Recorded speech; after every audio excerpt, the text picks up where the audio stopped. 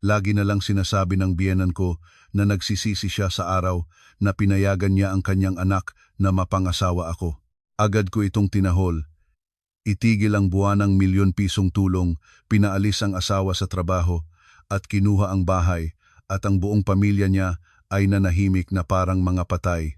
1 milyong piso bawat buwan, isang luxury villa sa Dasmariñas Village, at 5 taon ang aking kabataan na inilaan sa paglilingkod sa kanila.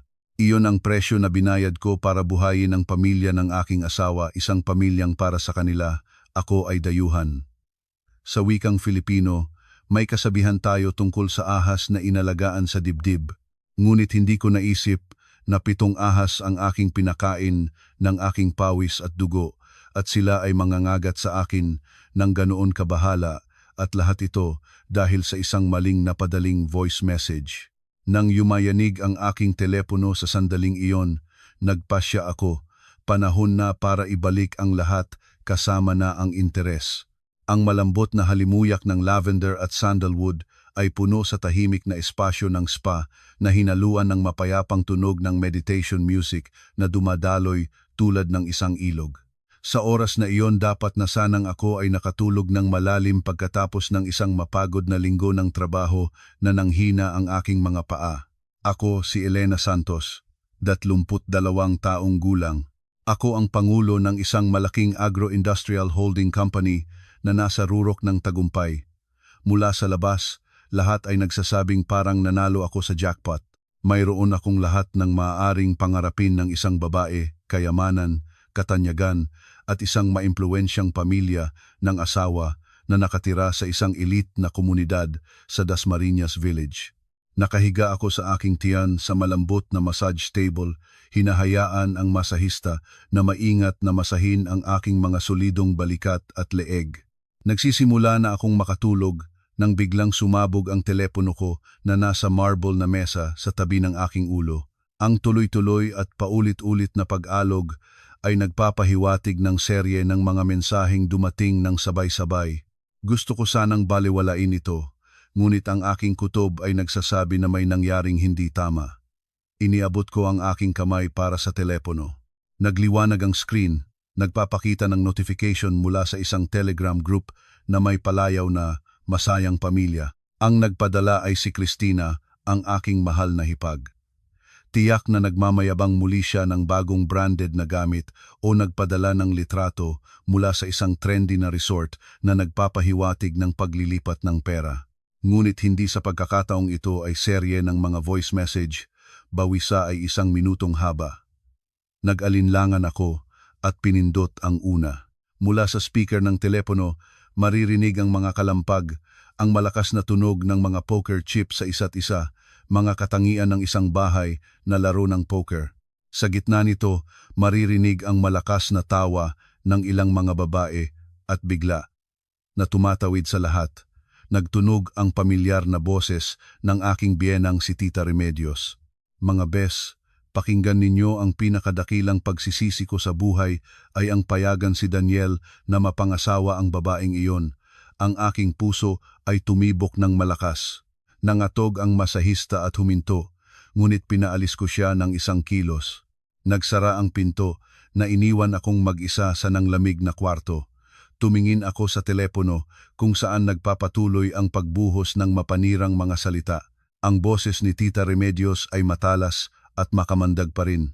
Makikita ninyo ang kanyang mukha, laging malamig tulad ng yelo. Pumasok siya sa tahanan ng lalaki, ngunit ang ilong niya ay laging nakaangat. Tinatawag niya ang sarili niyang pangulo ng holding company, ngunit pag-uwi niya sa bahay, hindi siya nagbibigay ng kahit 1 sentimo para sa pamilya at hindi marunong maging isang tunay na Filipina. Sa Diyos ko, sinabi pa sa akin ng isang mananagat na masamang enerhiya ang mayroon siya, ngunit hindi ko pinaniwalaan at pinasok ko siya sa aming tahanan. Ngayon, nabuksan na ang aking mga mata. Pumasok sa usapan ang boses ng isa pang babae, malamang isa sa mga kaibigan niya sa poker. Naman, Tita Remedios, kumikita ng pera ang manugang mo, binubuhay ang buong pamilya ninyo. Ang bahay, ang mga sasakyan lahat binibili niya. Nagbigay tuya si Tita Remedios at ang tawang iyon ay nakakakilabot at nakakainis. Anong pera niya? Lahat iyan ay salamat kay Danielito ko, sa kanyang mga koneksyon, sa kanyang kakayahang makipagnegosyo. Siya ang nagdadala ng lahat ng kontrata para sa kanyang kumpanya. Siya ay basta palabas lamang isang harang. Ano ang mauunawaan ng isang babae sa negosyo? Kung wala si Daniel, ang kanyang kumpanya ay matagal nang nasira at steril pa siya, tulad ng isang walang bunga na puno. 5 taon silang kasal, ngunit patag pa rin ang tiyan niya. Hindi siya makabuo ng tagapagmana. Tuwing iniisip ko, nasusuka ako. Bawat salita ng aking biyenan ay tulad ng karayom na tumuturok ng direkta sa puso ko. Paano ko nabuhay ang 5 taon na iyon? Dalhin ko ang buong pamilyang iyon sa aking mga balikat. Ang luxury villa sa Dasmariñas Village na nagkakahalaga ng daan-daang milyong piso iyon ang aking mga ipon mula pa noong dalaga at kita ng kumpanya. Bawat buwan, tapat akong naglilipat ng 1 milyong piso para sa mga gastusin ng pamilya, para si Tita Remedios ay makapunta sa mga spa at makapaglaro ng poker. Si Tatay Ernesto sa golf club, si Cristina sa mga nightclub. Nilulon ang aking mga luha. Pinindot ko ang susunod na mensahe ng nanginginig na kamay. Tila aksidente lang na pinindot ni Cristina ang record at hindi napansin. O kaya ay napakalayo niya sa laro na ang telepono ay nagre-record ng lahat at si Daniel, nayamot na rin siya kay Cristina mula sa kanya. Bumubulong si Tita Remedios, ngunit malinaw pa ring naririnig ko ang lahat. Nagsasabi siya, may kasintahan siyang bata at matanggap marunong magbigay ng kasiyahan. Sinabi ko sa kanya, huwag munang magmadali. Una, kunin natin ang lahat mula sa babaeng iyon na maaari nating makuha at pagkatapos itapon siya palabas ng may sipa sa puwit. Sa ngayon, ang paghihiwalay ay magiging kapinsalaan natin. Umalingaw-ngaw ang aking mga tainga at dumugso ang dugo sa aking mga sentido. Ang aking asawang si Daniel ang taong palagi kong inaalagaan at pinoprotektahan, ang taong hinirang ko bilang Deputy General Manager kahit na ang kanyang mga kakayahan ay katamtaman lamang. Siya rin ay nasa group chat na iyon. Tumingin ako sa screen, inaabangan ang kasamaan ng kahit isang salita sa aking depensa, kahit isang parirala para bigyang katarungan ang kanyang asawa. Ngunit wala. Ang avatar ni Daniel ay lumabas ng direkta sa ilalim ng voice message na may maikling ngunit walang awang inskripsyon. Nakita niya ito. Narinig niya kung paano inaalimura ng kanyang ina ang kanyang asawa. Ginagawa ang kwento ng kanyang pagtataksil at pakikipagsabwatan upang kunin ang aking ari-arian, at siya ay nanahimik. Ang katahimikang iyon ay mas nakakatakot kaysa sa 1,000 sumpa. Ito ay pakikiisa. Ito ang pinakamasamang pagtataksil na maaring maranasan ng isang asawa. Inihagis ko ang telepono sa massage table. Ang unang damdamin ng relaxation ay ganap na nawala, na pinalitan ng nakakahamig na lamig. Naalala ko ang mga gabi ng pagpupuyat sa mga proyekto upang kumita ng pera at masaklaw ang mga utang sa baraha ni Tita Remedios. Naalala ko kung paano nagkakamali si Daniel sa kumpanya, pumipirma ng mga maling kontrata, sinisira ang mga relasyon sa mga kasosyo, at kung paano ko kailangang ayusin ang lahat, humihingi ng tawad sa bawat isa. Naalala ko kung paano umiyak si Cristina dahil inalo siya ng kanyang mga kaibigan at ako ang bumili sa kanya ng mamahaling sasakyan at nagbihis sa kanya ng mga branded na damit para matanguan siya. Sa kanilang mga mata, ako ay baka lamang na nagbibigay ng gatas, isang ATM, wala nang iba. Hindi nila ako itinuring na anak, asawa, kapatid. Itinuturing nila akong instrumento, at kapag ang instrumento ay nagsimulang masira, o kapag nakita nila ang mas magandang opsyon, handa silang itapon ito nang walang kahit isang pag-aalala. Bumangon ako at lumapit sa salamin. Sa refleksyon ay isang maganda, maayos na babae, ngunit sa kanyang mga mata ay nakasalang ang kalungkutan. Nasaan na ang dating Elena? Tanong ko sa sarili ko. Nasaan ang mapaghamon at determinadong negosyante? Bakit sa bahay ay nagiging ganoon siyang walang gulugod, naglilingkod sa mga taong walang pagpapasalamat? Pinunasan ko ang luhang nagpatak sa aking pisngi. Ito ang magiging huling luha para sa pamilyang ito. 5 taon ay masyadong mahaba para sa isang pagkakamali.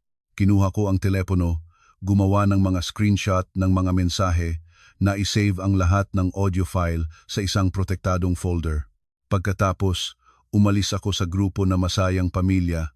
Gaano katawa-tawa at nakakainsulto na pangalan na iyon sa akin ngayon. Nagbihis ako at lumabas ng spa. Ang araw ng Manila sa labas ay ganoon pa rin kaliwanag. Ang agos ng mga tao ay nagmamadaling sa kanilang mga gawain. Ngunit nagbago na ako. Papalapit ang isang bagyo at ako mismo ang magpapatakbo nito upang maalis ang lahat ng basura na matagal nang nakasabit sa aking buhay. Huminga ako ng malalim at tinawagan ang aking assistant na si Andres. Nagsisimula na ang laro. Ang aking maringal na sasakyan ay maayos na dumausdos sa EDSA na sumali sa makapal na agos ng mga sasakyan sa sentro ng Maynila. Nakaupo ako sa likurang upuan, tinititigan ang malayo sa salamin, ngunit sa aking isip ay nagtatayo na ako ng mga hakbang tulad ng sa chessboard. Ang sakit ay nagbigay daan sa malamig at malinaw na kalkulasyon.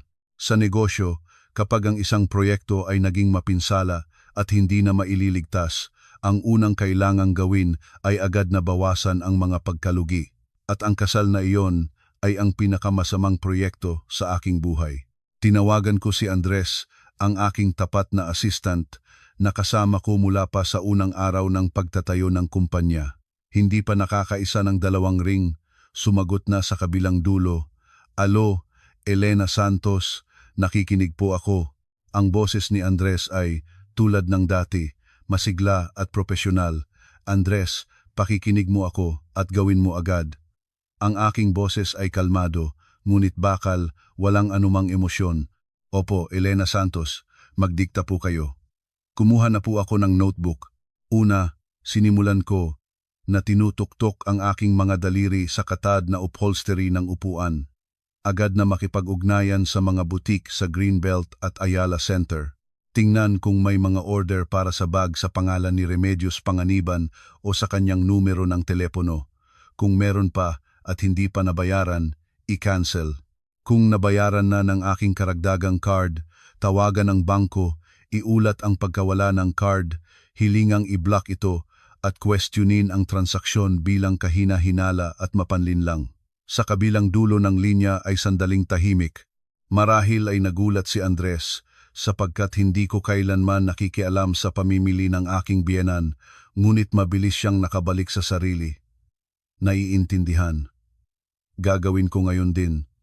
Ikalawa, nagpatuloy ako. Makipag-ugnayan sa management company ng exclusive village sa Dasmariñas, kumpirmahin ang aking nag-iisang karapatang ari sa bahay at ipaalam na ang pamilya ni Daniel Panganiban ay kailangang mag-alis ngayon din.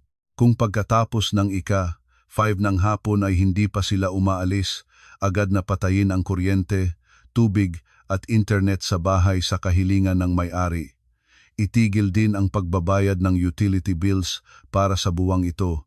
Patayin ang ilaw at tubig? Tanong ni Andres nang hindi ikinukubli ang kanyang pagkagulat. Ngunit nandoon pa rin ang pamilya ni Daniel Ernesto. Alam ko, gawin mo ang sinasabi ko. Kung magtanong ang management company, ibigay sa kanila ang mga dokumento na nagpapatunay na ako ang tanging may-ari, na iintindihan. Ikatlo, at ito ang pinakamahalaga, pinababa ko ang aking boses na nagbibigay nito ng seryosidad. Hilingin sa Financial Department na magbigay ng kumpletong statement ng lahat ng gastusin. Representative expenses, mga biyahe ng Deputy General Manager na Panganiban sa nakaraang 3 taon, espesyal na atensyon sa malalaking gastusin sa mga restaurant, bar, karaoke. Kailangan ko ng detalyadong ulat na may mga orihinal na resibo bago mag-10 ng umaga bukas. Sa kabutihang palad, ang aming accounting at internal control service ay nag-iingat ng mahigpit na mga talaan, kaya ilang click lang at magkakaroon ako ng lahat ng mga pahayag at dokumento sa nakaraang 3 taon.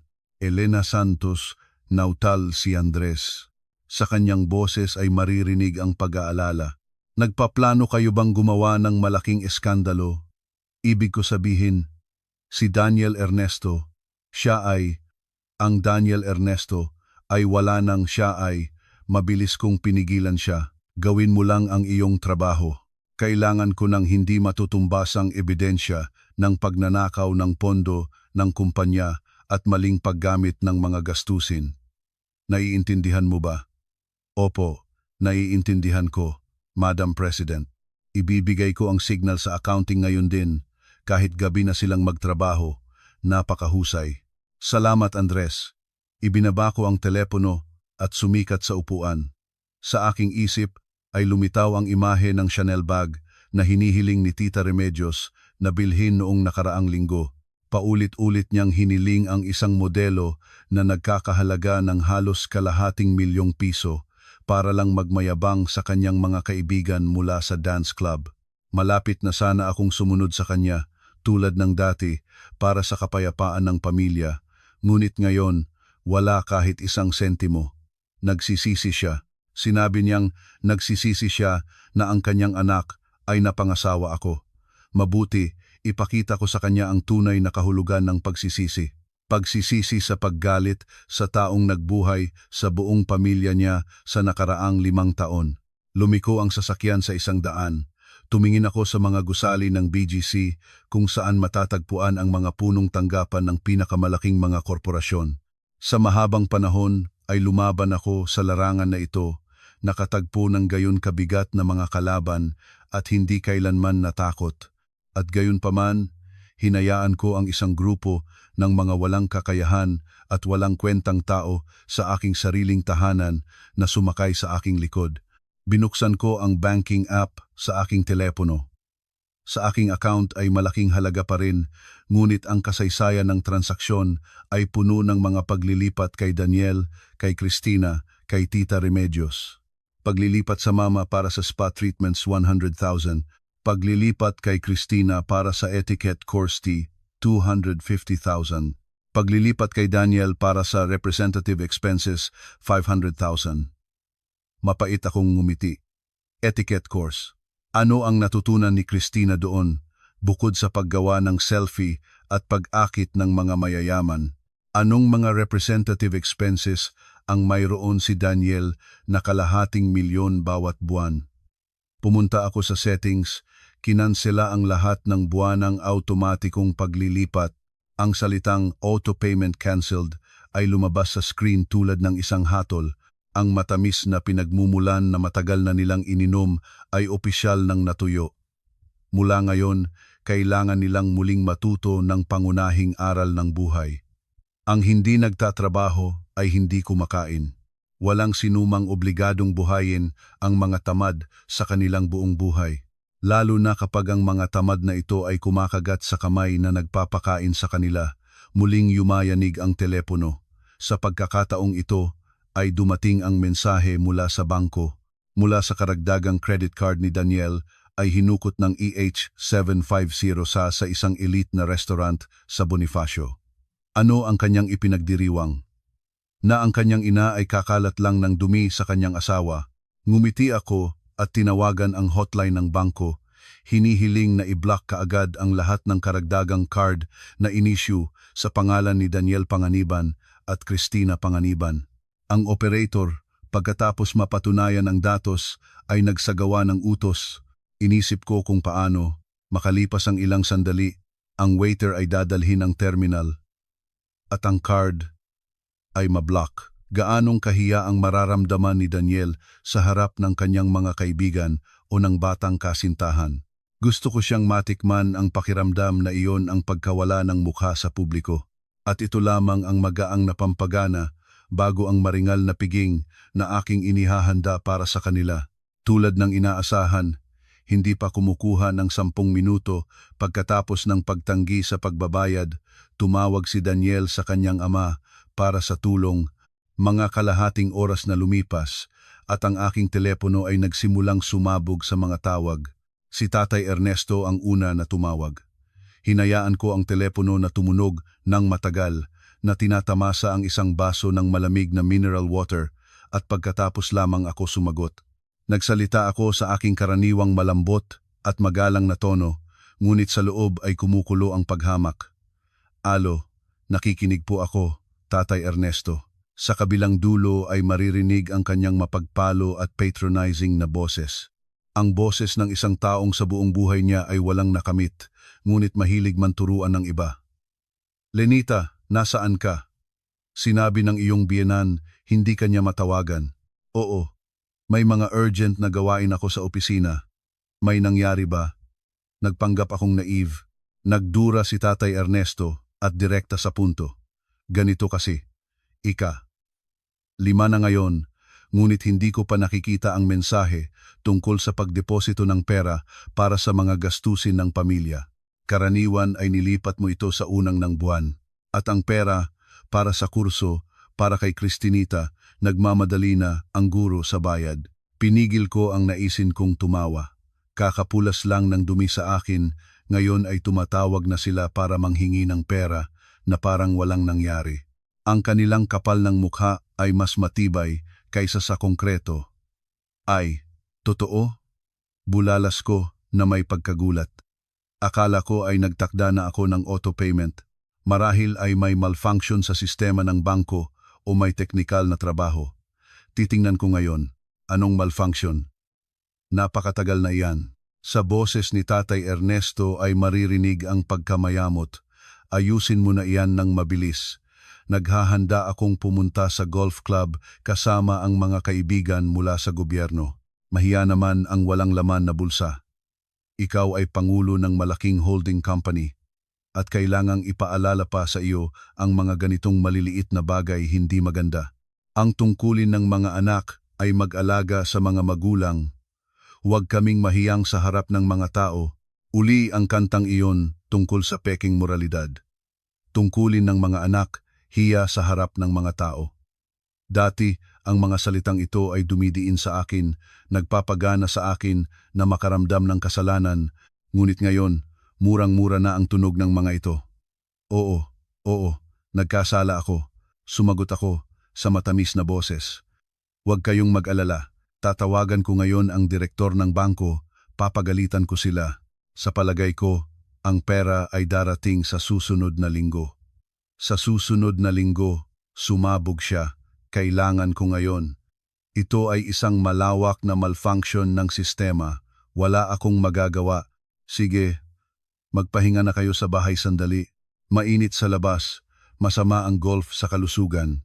Hindi hinihintay ang kanyang sagot. Idinagdag ko. Ay, may urgent na meeting ako. Paalam. Pagkabitaw ko sa telepono, lumabas sa screen. Inay, biyenan. Tumatawag si Tita Remedios. Malamang dahil sa na-cancel na bag. Sumagot ako. Sa pagkakataong ito ay hindi na nagtatangkang maging magalang. Alo, Tita Remedios. Lena, ano ang ginagawa mo? Ang kanyang sigaw sa telepono ay nagpangyari sa akin na ilayong ang telepono mula sa aking tainga. Nasa butik ako. Sinabi sa akin na ang aking order ay na-cancel. Paano iyon? Pinagtatipid mo ang iyong biyenan? Alam mo ba kung gaano ako kahiya sa harap ng mga sales clerk? Kalmado akong sumagot. Ang aking boses ay kapansini-pansing mas malamig kaysa sa pag-uusap ko sa kanyang asawa. Oh, akala ko hindi mo gusto kapag sinisikap ng manugang na bilhin ang iyong pagmamahal ng pera. Narinig ko ngayon na nagsisisi ka sa kasal, pinagalitan mo ako na malakas loob at hindi makapagbigay sa iyo ng apo.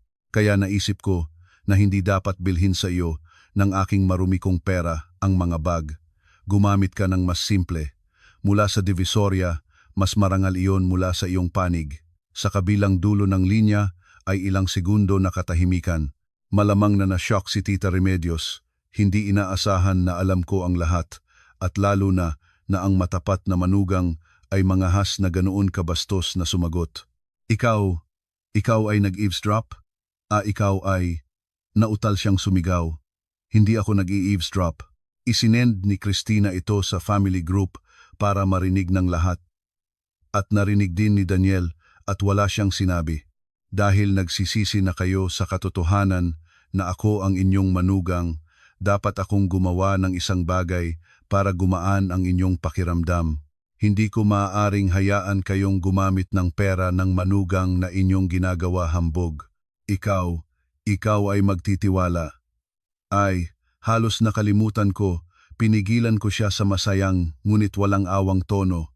Ngayong gabi sa villa, maaaring mag-iingat ang ilaw at tubig para sa preventive maintenance sa linya. Mga 3 araw, baka 1 linggo. Mainit sa Maynila, kaya maghanda kayo ni na Tatay Ernesto at Cristinita na lumipat sa isang hotel o murang pensiyon. Lahat ng card ay na-block ko na. Para sa luxury, walang magbabayad. Pinapalabas mo ako sa bahay. Bahay ito ng aking anak. Bahay ng inyong anak. Tumawa ako. Ang titulo ng ari-arian ay nasa pangalan ko lamang. Ito ay ari-arian ko bago ako mag-asawa. Nakalimutan ninyo iyon. Si Daniel ay nakatira lamang doon. Sige, magpahinga kayo at tamasahin ang huling oras ng kaginhawahan.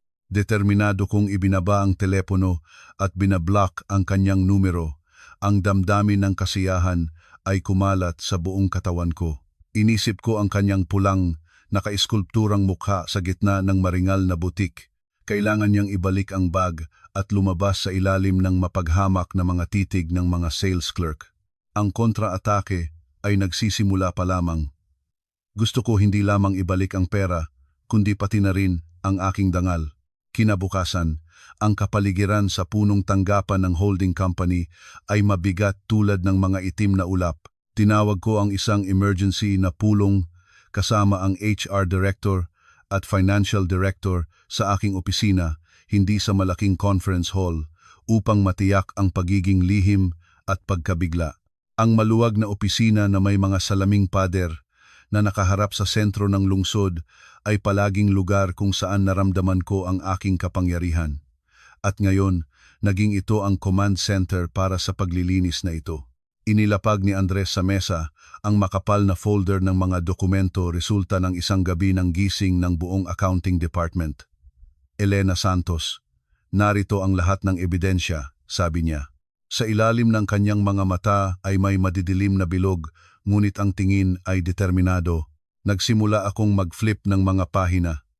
Ang mga numero ay lumulundag sa harap ng aking mga mata, ngunit hindi ito kita mga pagkalugi. Mga account mula sa isang bar, sa 1150,000 bawat gabi. Mga account mula sa karaoke kasama ang mga babae, na nakatalang pagpupulong kasama ang mga estratehikong kasosyo. Mga advance para sa mga business trips sa Batangas at Palawan na sa katotohanan ay romantikong biyahe kasama ang kanyang kasintahan. Ang kabuuang halagang inilabas ni Daniel mula sa kumpanya sa loob ng 3 taon ay higit sa 10,000 libin at hindi pa kasama ang kanyang suweldo na 60,000 bawat buwan na sagana kong binabayaran sa kanya para sa simpleng pag-upo. 3 sunod-sunod na quarter na hindi naaabot ang KPI, maigting nasabi ng HR Director na si Ana Reyes. Ayon sa charter ng kumpanya, sapat na iyon para sa pagpapaalis. At kasama ang folder ng mga ebidensya ng pagnanakaw at financial fraud, maaari kaming mag-file ng kriminal na kaso. Tinutuktok ko ang aking daliri sa folder. Kriminal na kaso. Iyan ang aking trump card. Ngunit una, gusto kong matikman niya ang kahihiyan at kawalan ng trabaho. Ihanda ang order para sa pagpapaalis ng Deputy General Manager na si Daniel Panganiban. Epektibo kaagad, inutusan ko ang natitirang tao ng boses na wala pang alinlangan. Dahilan, hindi pagtupad sa mga tungkulin sa trabaho at matinding paglabag sa financial discipline ng kumpanya. Baka kausapin ninyo siya muna. Maingat na tanong ni Ana Reyes. Hindi na kailangan. Malamig ang sagot ko. I-disseminate ang mga notifikasyon sa email sa lahat ng empleyado ng kumpanya. Gusto kong malaman ng lahat ang tunay na dahilan ng kanyang pagpapaalis para walang sinumang mangahas na takpan siya o magbuhos ng impormasyon sa kanya. Ipaalam din sa security service para bawiin nila ang kanyang pass, access card sa elevator at kunin ang mga susi sa sasakyang pang-opisina. Kung lumabas siya, huwag sa anumang paraan na hayaang makapasok sa management floor. Tumango si Ana Reyes. Mabilis na isinusulat ang mga tagubilin. Oo, gagawin ko ang lahat, Andres. Lumingon ako sa aking assistant. Tawagan si Abogado Sergio Reyes, sabihin sa kanya na maghanda ng mga dokumento para sa opisyal na pagsisipa mula sa bahay sa Dasmariñas. Kailangan ko ng kuponan ng mga profesional na locksmith para palitan ang mga kandado ngayong hapon at ilang matibay na security guard. Security guard? Nagulat si Andres. Oo, hindi ako gustong makipagbuno sa mga walang galang na tao. Mangangaral tayo ayon sa batas mula sa posisyon ng lakas. Nang lumabas sila, lumapit ako sa panoramic na bintana. Habang tinitingnan ang maliliit na figura ng mga tao sa ibaba, naramdaman ko ang kalungkutan, ngunit sabay na ang kamangha-manghang lakas. Noon ay natakot akong kung mag-away, mawawalan ako ng pamilya, matatanggap ng masamang reputasyon. Ngunit nang itulak nila ako sa sulok, napagtanto ko na ang pamilya ay hindi pagtitiis, kundi respeto. At kapag wala ng respeto, ang tinatawag na pamilya ay nagiging isang pasanin lamang na kailangang ihulog.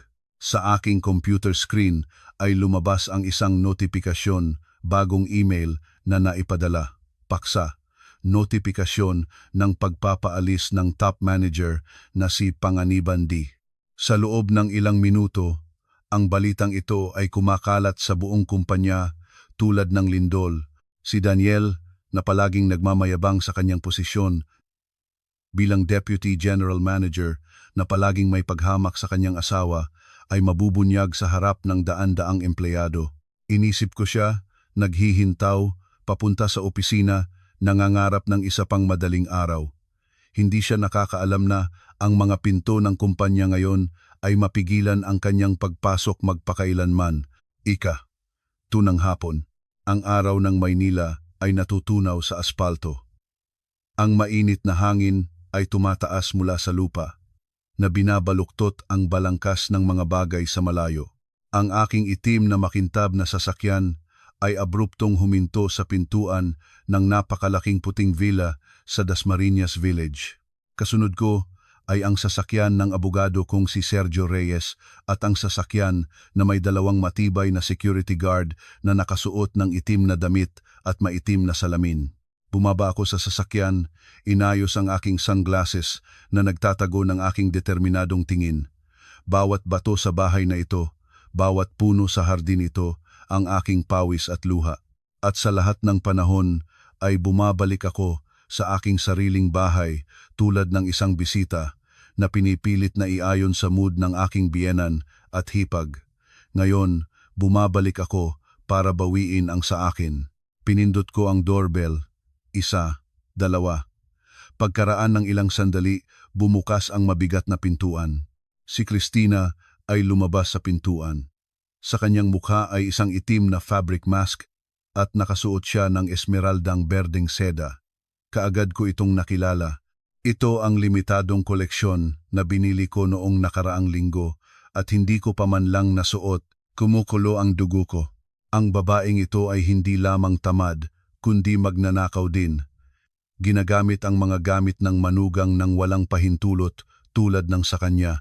Nang makita ako ni Cristina, kumilos siyang walang magalang, hindi man lang nagbati, ang kanyang boses ay pinahinang mask. Ay, ang aming mahalagang manugdang ay nagpasya na bumalik, akala ko na nagagalit ka at nagtatago na magpakailanman. Naparito kang humingi ng tawad sa mama, galit siya sa bag at naputol na kuryente. Maghanda ka. Tumayo siya sa pintuan, inilagay ang kanyang mga kamay sa baywang. Ang kanyang mapangalipustang hitsura ay nakakairita. Inisip niya na ako pa rin ang matapat na manugang na naparito para magsisi at muli nilang puno-punong mapupuno ng pera. Wala akong sinabi, magaan na umango lang ako. Humakbang pasulong ang isa sa mga guard at malambot na inilayo si Cristina sa tabi tulad ng basura. Sa pagkabigla niya ay natitisod at halos nahulog. Ang mask ay nalusot sa isang tabi na inilantad ang bastos na makeup sa ilalim nito. Hoy, ano ang ginagawa ninyo? Alam ba ninyo kung nasaan kayo? Mga gago, bumatwit siya. Inalis ko ang aking salamin at tumingin sa kanya ng diretso sa mata na may tingin na malamig tulad ng asero. Alam ko, ito ang aking bahay. Layuan ang daan ko. Determinado akong pumasok sa loob. Ang tiklop ng aking mga takong sa marble na sahig ay umaalingaw-ngaw sa buong pasilyo na binibigyang diin ang aking kapangyarihan. Ang abogado at mga guard ay sumunod sa akin na lumilikha ng kahangahangang entourage. Sa sala ay nakaupong si Tita Remedios sa Italian na sofa na nagpapaypay sa sarili dahil hindi gumagana ang aircon. Nakahigang si Tatay Ernesto sa puff, nakatitig sa tablet malamang sinusuri ang sports betting o golf news. Nang makita ang aming pagpasok, natindigan si Tita Remedios at nanigas ang gamit. Tumayo siya, itinuturo ako ng daliri. Ikaw ay masamang babae. Sino ang dinala mo sa bahay? Mga gago. Nagpasya kang gumawa ng riot dito. Diyos ko, anong kasawian? Ang manugang ay nagdala ng mga gago para saktan ang biyenan at biyenan niya. Nagpasimula siyang umiyak, handang gampanan ang kanyang paboritong eksena ng biktima, ngunit hindi ko siya binigyan ng pagkakataon. Tumahimik. Sumigaw ako nang may autoridad na pati na rin ang buong silid ay natigil. Nakaupo ng tuwid si Tatay Ernesto na tumingin sa akin tulad ng isang dayuhan. Lumingon ako sa abogado. Abogado Reyes, magsimula na kayo. Ang abogado, Sergio Reyes, isang respetableng lalaki sa gitnang gulang, ay inaayos ang kanyang kurbata at humakbang pasulong. Binuksan niya ang kanyang bag, kinuha ang folder ng mga dokumento at titulo ng ari-arian. Magandang hapon. Ako ang abogado na kumakatawan sa interes ng Elena Santos. Ayon sa titulo ng pagmamay-ari numero VVKXXX, ang villa na ito ay eksklusibong ari-arian ng Bebe Santos na nakuha bago siya magpakasal. Ngayon ay nagpasya ang aking kliyente na bawiin ang kanyang ari-arian. Si Tita Remedios at Tatay Ernesto ay nanlabas ang mata. Ano? Bawiin ang bahay? Nasisiraan ka ba? Bahay ito ng ikaw at ng iyong asawa. Sa makatuwid, bahay namin. Ang asawa ay dapat sumunod sa asawa. Huwag kang magpaikot-ikot sa iyong mga papel dito. Ang abogado ay nananatiling kalmado. Ginagalang na ginang, mula sa legal na pananaw ay nakatira lamang kayo rito na may pahintulot ng may-ari. Ngayon ay binawi ng may-ari ang pahintulot na iyon. Mayroon kayong eksakto 3 oras para tipunin ang inyong mga personal na gamit at lisanin ang lugar. Pagkaraan ng 3 oras, ibig sabihin sa ika-5 ng hapon, palalabasin namin ang lahat ng kandado.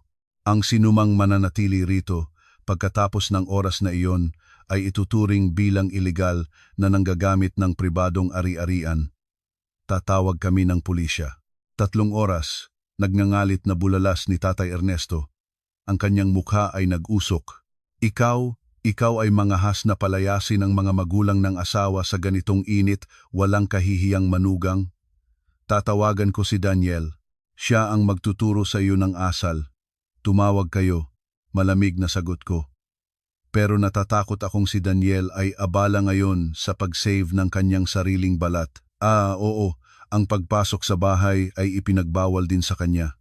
Ang kanyang mga gamit ay iuutusan kong ipack at ilabas sa labas ng gate.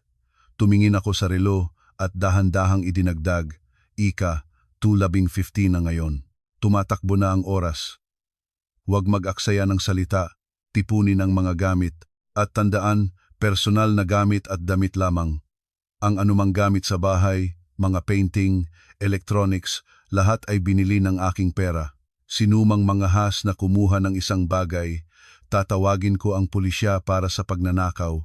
Ang narinig ito ni Christina, na pumunta na sa sala, ay humilakbot.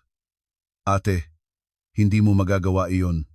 Ang aking mga branded na gamit, ang aking mga sapatos. Ngumiti ako. Lahat ng iyon ay binili ng aking pera. O lihim ka bang kumuha mula sa akin? Iwan mo lahat. Sa bahay ay nagsimulang magkagulo, mga iyak, sigaw, sumpa. Ngunit nakatayo ako sa gitna ng maringal na sala, kalmado tulad ng bato. Namatay ang habag, naiwan lamang ang katarungan at kalayaan. Pinagbigyan ko ng kilos ang mga guard, nabantayan ang bawat galaw nila. ang kahiya-hiyang pagpapaalis ng Peking Royal na pamilyang ito ay nagsimula na. Ang kapaligiran sa sala ay natigtig hanggang sa huling punto. Dalawang malalaking guard, nakatiklop ang mga kamay, nakatayo sa pintuan tulad ng dalawang estatwa ng bato na ginagawang mas nakakasakal ang espasyo.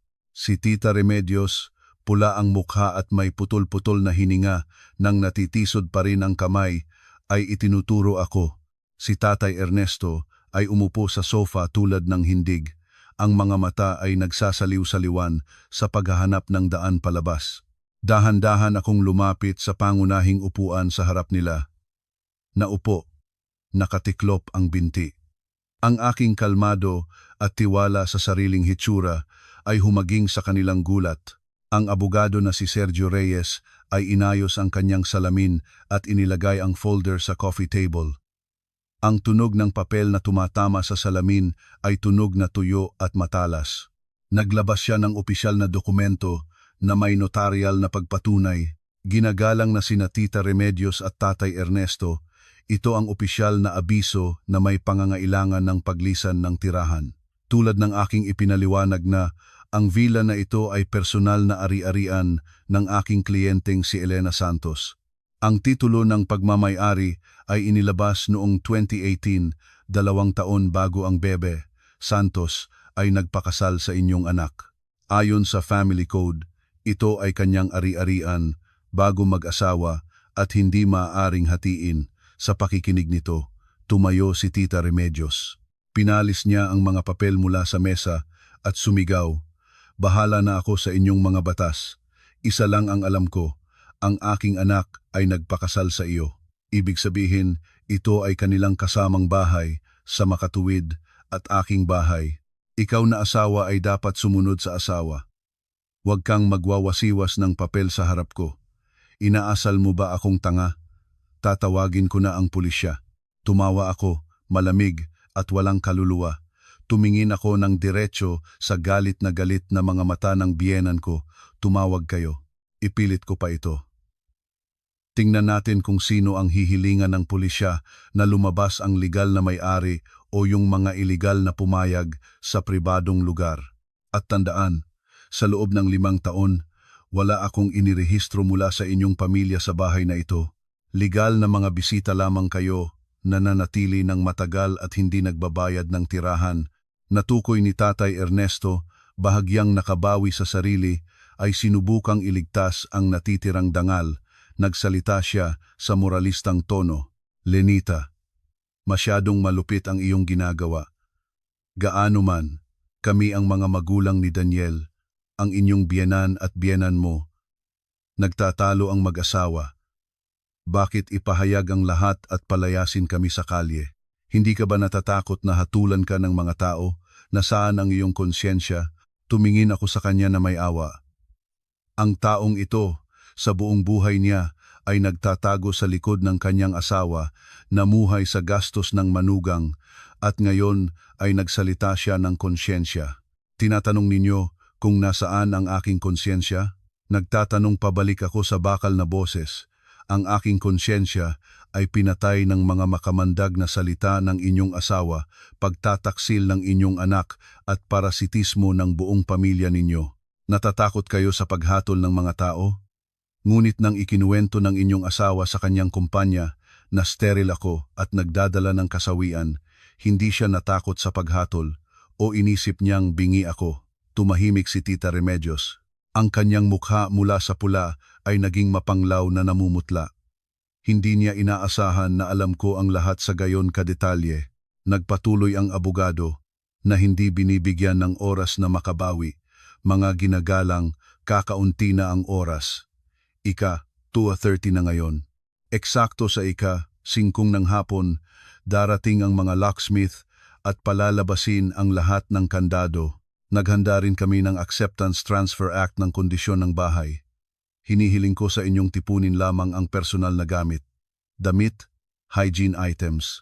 Mahigpit na ipinagbabawal ang pagkuha ng mga mahahalagang ari-arian na pag-aari ng bebe, Santos, tulad ng mga painting, dekorasyon, electronics, gayon din ang mga alahas at bag na ang mga resibo ay nasa kanyang pangalan. Ang narinig ni Christina na nakatayo sa sulok ay tumakbo at sumigaw. Hindi iyon patas. Ang mga bag na ibinigay sa akin ng ate, akin na iyon ngayon. Bakit hindi ko maaaring dalhin? Ikaw ay magnanakaw. Tumingin ako sa kanya ng may paghamak. Ibinigay. Mayroon ka bang ebidensya? O basta mo lang kinukuha ang mga ito mula sa aking kwarto at isinara ko ang aking mga mata doon? Lahat ng Chanel at Hermes bag sa iyong aparador ay binayaran ng aking card. Mayroon akong lahat ng resibo. Gusto mong dalhin? Pakiusap lang.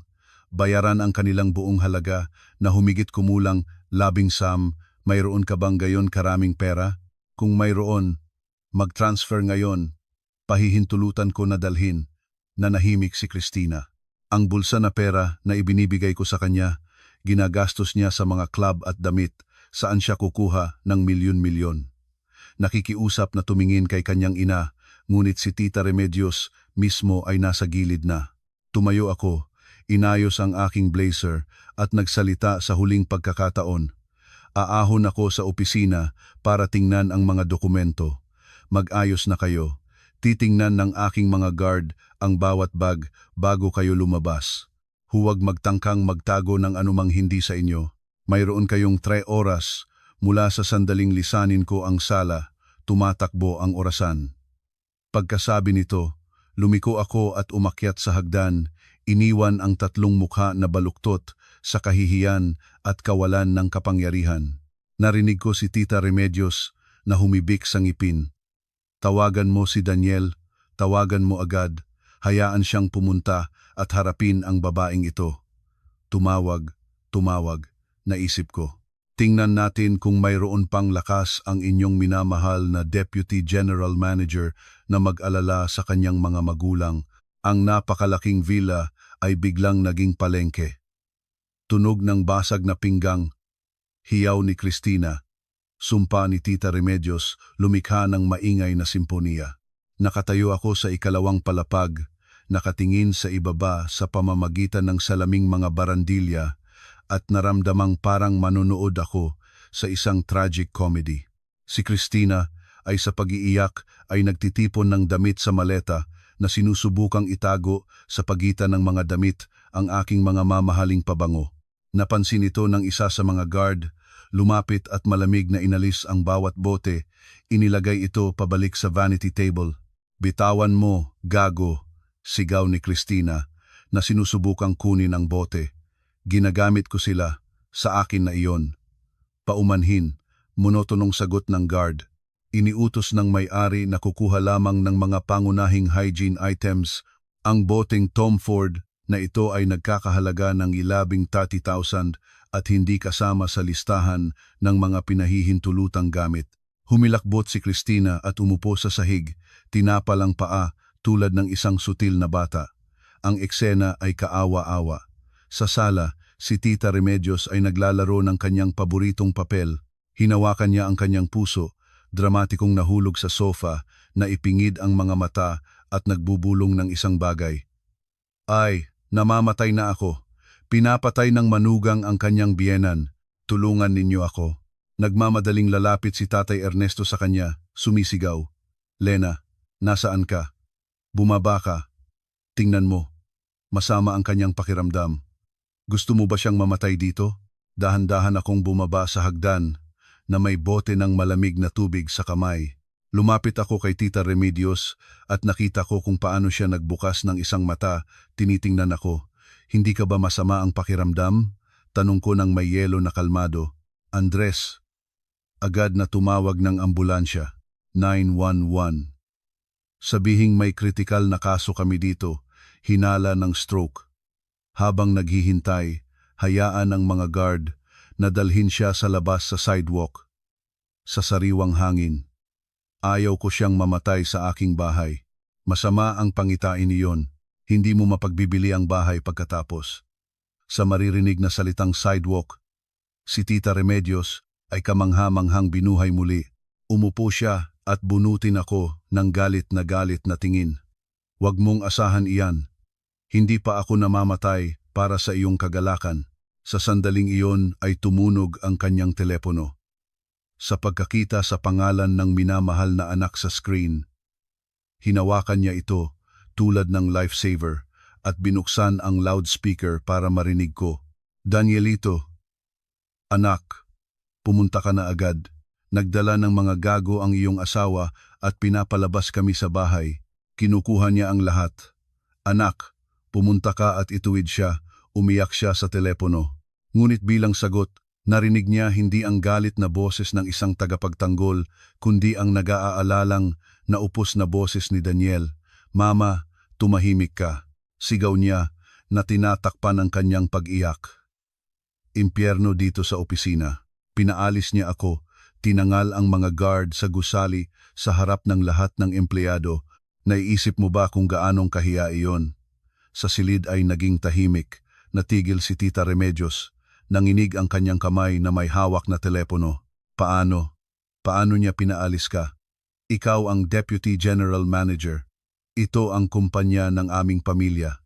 Ano itong pampamilyang kumpanya? Nagalit si Daniel. Kumpanya niya iyon.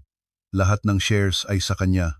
Natagpuan pa niya ang ebidensya na nagnakaw ako ng pera, nagbabanta na ipakulong ako. Lahat ng account ay na-block. Hindi gumagana ang card. Kinuha ang sasakyan. Nakatayo ako sa labas ng kumpanya nang walang kahit isang sentimo sa bulsa. Sa pakikinig ng balitang ito, nanghina si Tita Remedios. Sa pagkakataong ito ay nahulog siya sa sofa ng tunay nang walang anumang pagtatanghal. Nagmalapit si Tatay Ernesto, nanganga. Ang kanyang mukha ay naging maputing tela. Ang kanilang pagmamalaki, ang kanilang matibay na sandigan ay naging isang bahay ng baraha na gumuho sa isang ihip. Lumapit ako at kinuha ang telepono mula sa kanyang humina na kamay. Alo, dating asawa. Sabi ko nang may kasamang pang-uuyam, Lena, ano ang ginagawa mo? Gusto mo bang gibain ang buong pamilya namin? Nagngangalit siya sa kabilang dulo. Wala akong ginigibain. Ibinabalik ko lamang ang katarungan. Pakinggan mo ito. Halos tapos na ang oras para mag-pack. Humanap ka ng matutulugan at huwag kang mag-isip na lumitaw sa bahay na ito. Oo. Ang divorce petition ay pinirmahan ko na. Ang abogado ay magpapadala sa iyo nito. Lagdaan ng maayos. I-save ang huling natitirang bahagi ng iyong dignidad. Ikaw ay malupit. Ngumisi ako. Kung ikukumpara sa kung paano tinatrato ng inyong pamilya ako sa loob ng 5 taon, napakahabag ko pa rin. Swerte sa iyong bagong maralitang buhay. Daniel, ibinaba ko ang telepono at inihagis ito sa kandungan ni Tita Remedios. Narinig ninyo ba? Tumingin ako sa 3 nalilitong mukha. Ang inyong minamahal na anak ay nasa labas din. At ngayon, magmadali. 15 minuto na lang ang natitira. Ang malupit na katotohanan ay pinunit ang lahat ng kanilang mga ilusyon. Wala nang kaligtasan. Bumalik sila ng tahimik sa pag-aayos, nagmamadaling isinusubsob ang mga damit sa mga itim na plastic bag. Mukhang mga refugee sila sa lugar na dati ay itinuturing nilang kanilang kaharian. Eksakto sa 5:00 ng hapon, habang ang mainit na araw ng Maynila ay nagpapatuloy na nagliliwanag, na nagbubuhos ng mahabang anino sa mainit na aspalto, bumukas ang napakalaking pintuan ng villa, ngunit hindi para ipasok ang mga may-ari, kundi para palayasin ang mga hindi imbitadong panauhin. Ang pamilya, Panganiban, Tatay Ernesto, Tita Remedios at Prinsesa Cristina ay lumabas sa pintuan, walang maringal na maleta, walang kasambahay. Sa kanilang mga kamay ay mga lumang alikabok na bag at ilang itim na bag na may mga damit na nakabalot ng mabilis. Si Tita Remedios, na tinatakpan ng mukha ang kanyang panyo, ay nagpupunas ng mga luha. Ang kanyang karaniwang aristokratikong pag-upo ay naglaho, pinalitan ng hitsura ng isang lumpong matandang babae. Naglalakad si Tatay Ernesto, nakatakip ang ulo, na may kahirapang dala-dala ang maleta na may nasirang gulong. Itinatago ni Cristina ang kanyang namamagang mga mata sa ilalim ng malalaking maitim na salamin. Sa kanyang mga paa ay murang tsinelas, ang buong koleksyon ng branded na sapatos niya ay naiwan sa bahay. Ang mga profesional na guard ay nakahanay sa pintuan na may mga mukha na parang bato. Maingat nilang sinusuri ang bawat bag bago hayaan itong ilabas. Tinitiyak na walang isang mahahalagang gamit ko ang mawawala. Ang pamamaraang ito ay nagpapalaki lamang ng kanilang kahihiyan. Ang Dasmariñas Village ay lugar ng mga elite. Sa oras na iyon, maraming mayayamang kapitbahay ang lumabas para maglakad, naglalako ng anaso o nag-eehersisiyo. Nakita ang kaibang eksena sa harap ng pintuan ng aking bahay. Lahat ay nag-stop ng may curiosity at nagbubulong. Iyon ay si Remedios Panganiban, hindi ba? Bakit ganyan ang hitsura niya? Bumubulong ang isang kapitbahay na kasama ni Tita Remedios sa yoga noon. Mukhang pinaalis ng manugang. Sinasabi nilang may utang siya sa lahat at palagi pang nagmamayabang sa likod ng manugang. Kaya naman, grabe, anong hiya ang hitsura. Kamakailan ay nagmamayabang sa damit na nagkakahalaga ng ilang libong euro, ngayon ay nakatayo na lang na may plastic bag. Ang mga bulong na ito, kahit tahimik, ay maririnig sa tahimik na kapaligiran ng exclusive na komunidad. Narinig ni Tita Remedios ang lahat. Ang kanyang mukha ay nag-init sa kahihiyan at galit, ngunit hindi siya nangahas na itaas ang kanyang ulo at sumagot.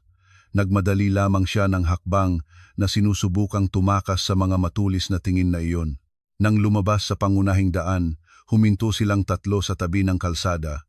Lubha sa pawis, kinuha ni Tatay Ernesto ang kanyang telepono at nang nanginginig na mga daliri ay tinawagan ang numero ng kanyang pinsan na Tita Nora na nakatira sa Mandaluyong. "Alo, Nora, si Ernesto ito. Pakikinggan mo, may emergency na pagpapaayos sa aming bahay. Naaliwas ang kuryente at tubig. Maaari kaming makatira sa inyo ng ilang araw." Nakatayo ako sa pintuan. Sa pamamagitan ng CCTV cameras ay narinig ang malakas na boses ni Tita Nora mula sa speaker. "Ay, Ernesto, hindi magandang oras. Ngayon ay may bisita sa amin na galing sa probinsya para magpagamot. Wala talagang lugar. Tsaka narinig ko, may problema si Daniel mo sa pulis. Paumanhin na may sarili kaming negosyo. Hindi namin kailangan ng abala." Isinara ni Tatay Ernesto ang telepono. Nabaluktot ang kanyang mukha. Mabilis kumakalat ang mga balita. Malamang si Andres ay maingat na nagpahiwatig sa ilang mapananalita ang kamag-anak na si Daniel ay pinaalis dahil sa pagnanakaw. Sa aming panahon, kapag mayaman ka, ang malalayong kamag-anak ay nagiging malapit. Kapag bumagsak ka, maging ang sariling kapatid ay nagiging dayuhan. Inagaw ni Tita Remedios ang telepono at tinawagan ang kanyang kapatid na si Kuya Alex sa Marikina. "Alex, si Remedios ito. May napakabigat na suliranin ako sa akin." Bago siya makatapos, sinalubong siya ng kapatid. "Ate, huwag kang humingi ng pera. Alam ko na ang lahat. Ang iyong manugang ay tinangal ang inyong air supply. Oo, may sarili akong utang. Huwag mo akong abalahin." Beep, malamig at walang awang beep sa gitna ng mainit na gabi. 3 tao ang nakatayo sa tabi ng kalsada. Sa paligid nila ay agos ng mga sasakyan, ngunit walang huminto. Gumuho ang kanilang mundo. Sa sandaling iyon, dumating ang isang taxi kung saan lumabas si Daniel, gulugulong na nakasuot ng gumugulong na polo shirt na may nakaliligtaang kurbata. Sa pagkakita sa kanyang mga magulang at kapatid na may kanilang kaawa-awang gamit sa gilid ng kalsada, binaba niya ang kanyang ulo, sinipa ang isang bato sa ilalim ng kanyang paa at nagmura. "At saan tayo ngayon?" Ang buntong hininga ni Christina. Lumingon si Daniel at itinuturo ang isang murang hotel na Sunset na nakasiksik sa pagitan ng mga bar sa kabila ng exclusive na komunidad. Ang sign nito na kumikislap na asul at pula ay mukhang kaawa-awa. "Doon muna. Mayroon akong 10,000 cash. Hindi kami makakalayo ng malayo." Ang buong pamilya Panganiban ay dahan-dahan na lumakad patawid sa hotel na iyon. Nakatayo ako sa balkon ng 2 palapag na may baso ng pulang alak at tinitingnan ang kanilang yumuyukong mga likod. Nagsara ang pintuan ng hotel na Sunset na lunukin ang 4 na taong noon ay labis na nagmamayabang sa kanilang posisyon. Tapos na ang paglipat. Ang distansiya mula sa langit hanggang impyerno ay minsan ay kasing lapad ng 100 lamang. Ang hotel room ay amoy lumang tabako at amag mula sa matagal ng hindi nalinis na mga karpet. 4 na tao ay nagsisiksikan sa 2 maliit na kwarto. Sa bawat isa ay halos hindi kasya ang isang nagsisigwang doble na kama na may dilaw na kumot. Mula sa bar sa ibaba ay dumadating ang musika na nagpapayugyog sa manipis na salamin. Si Tita Remedios ay bumagsak sa dulo ng kama, nagpapaypay sa sarili ng kamay. Ang matandang aircon ay dumadagundong tulad ng traktor, ngunit halos walang nagbibigay na lamig. Diyos ko, bakit ako pinarusahan? Sinimulan niya ang kanyang malungkot na awit. Nanilang sa villa na may aircon, may kasambahay, ngayon ay kailangang magsiksiksikan sa kwartong ito na puno ng daga dahil sa iyo ito, Daniel. Anong klasing asawa ka kung hinayaan mo ang iyong asawa na sumakay sa buong pamilya? At ngayon ay tinangal niya tayo, tulad ng mga aso. Biglang lumingon si Daniel na naninigarilyo sa bintana. Ang kanyang mga mata ay pula ng dugo. Mama, tama na. Paano ka nagkaroon ng lakas ng loob na ako ay sisihin, kung hindi dahil sa iyong dila na nagpapakalat ng dumi sa kanya dito at doon, at si Christina na aksidenteng nagpadala nito sa chat, hindi masisira si Lena.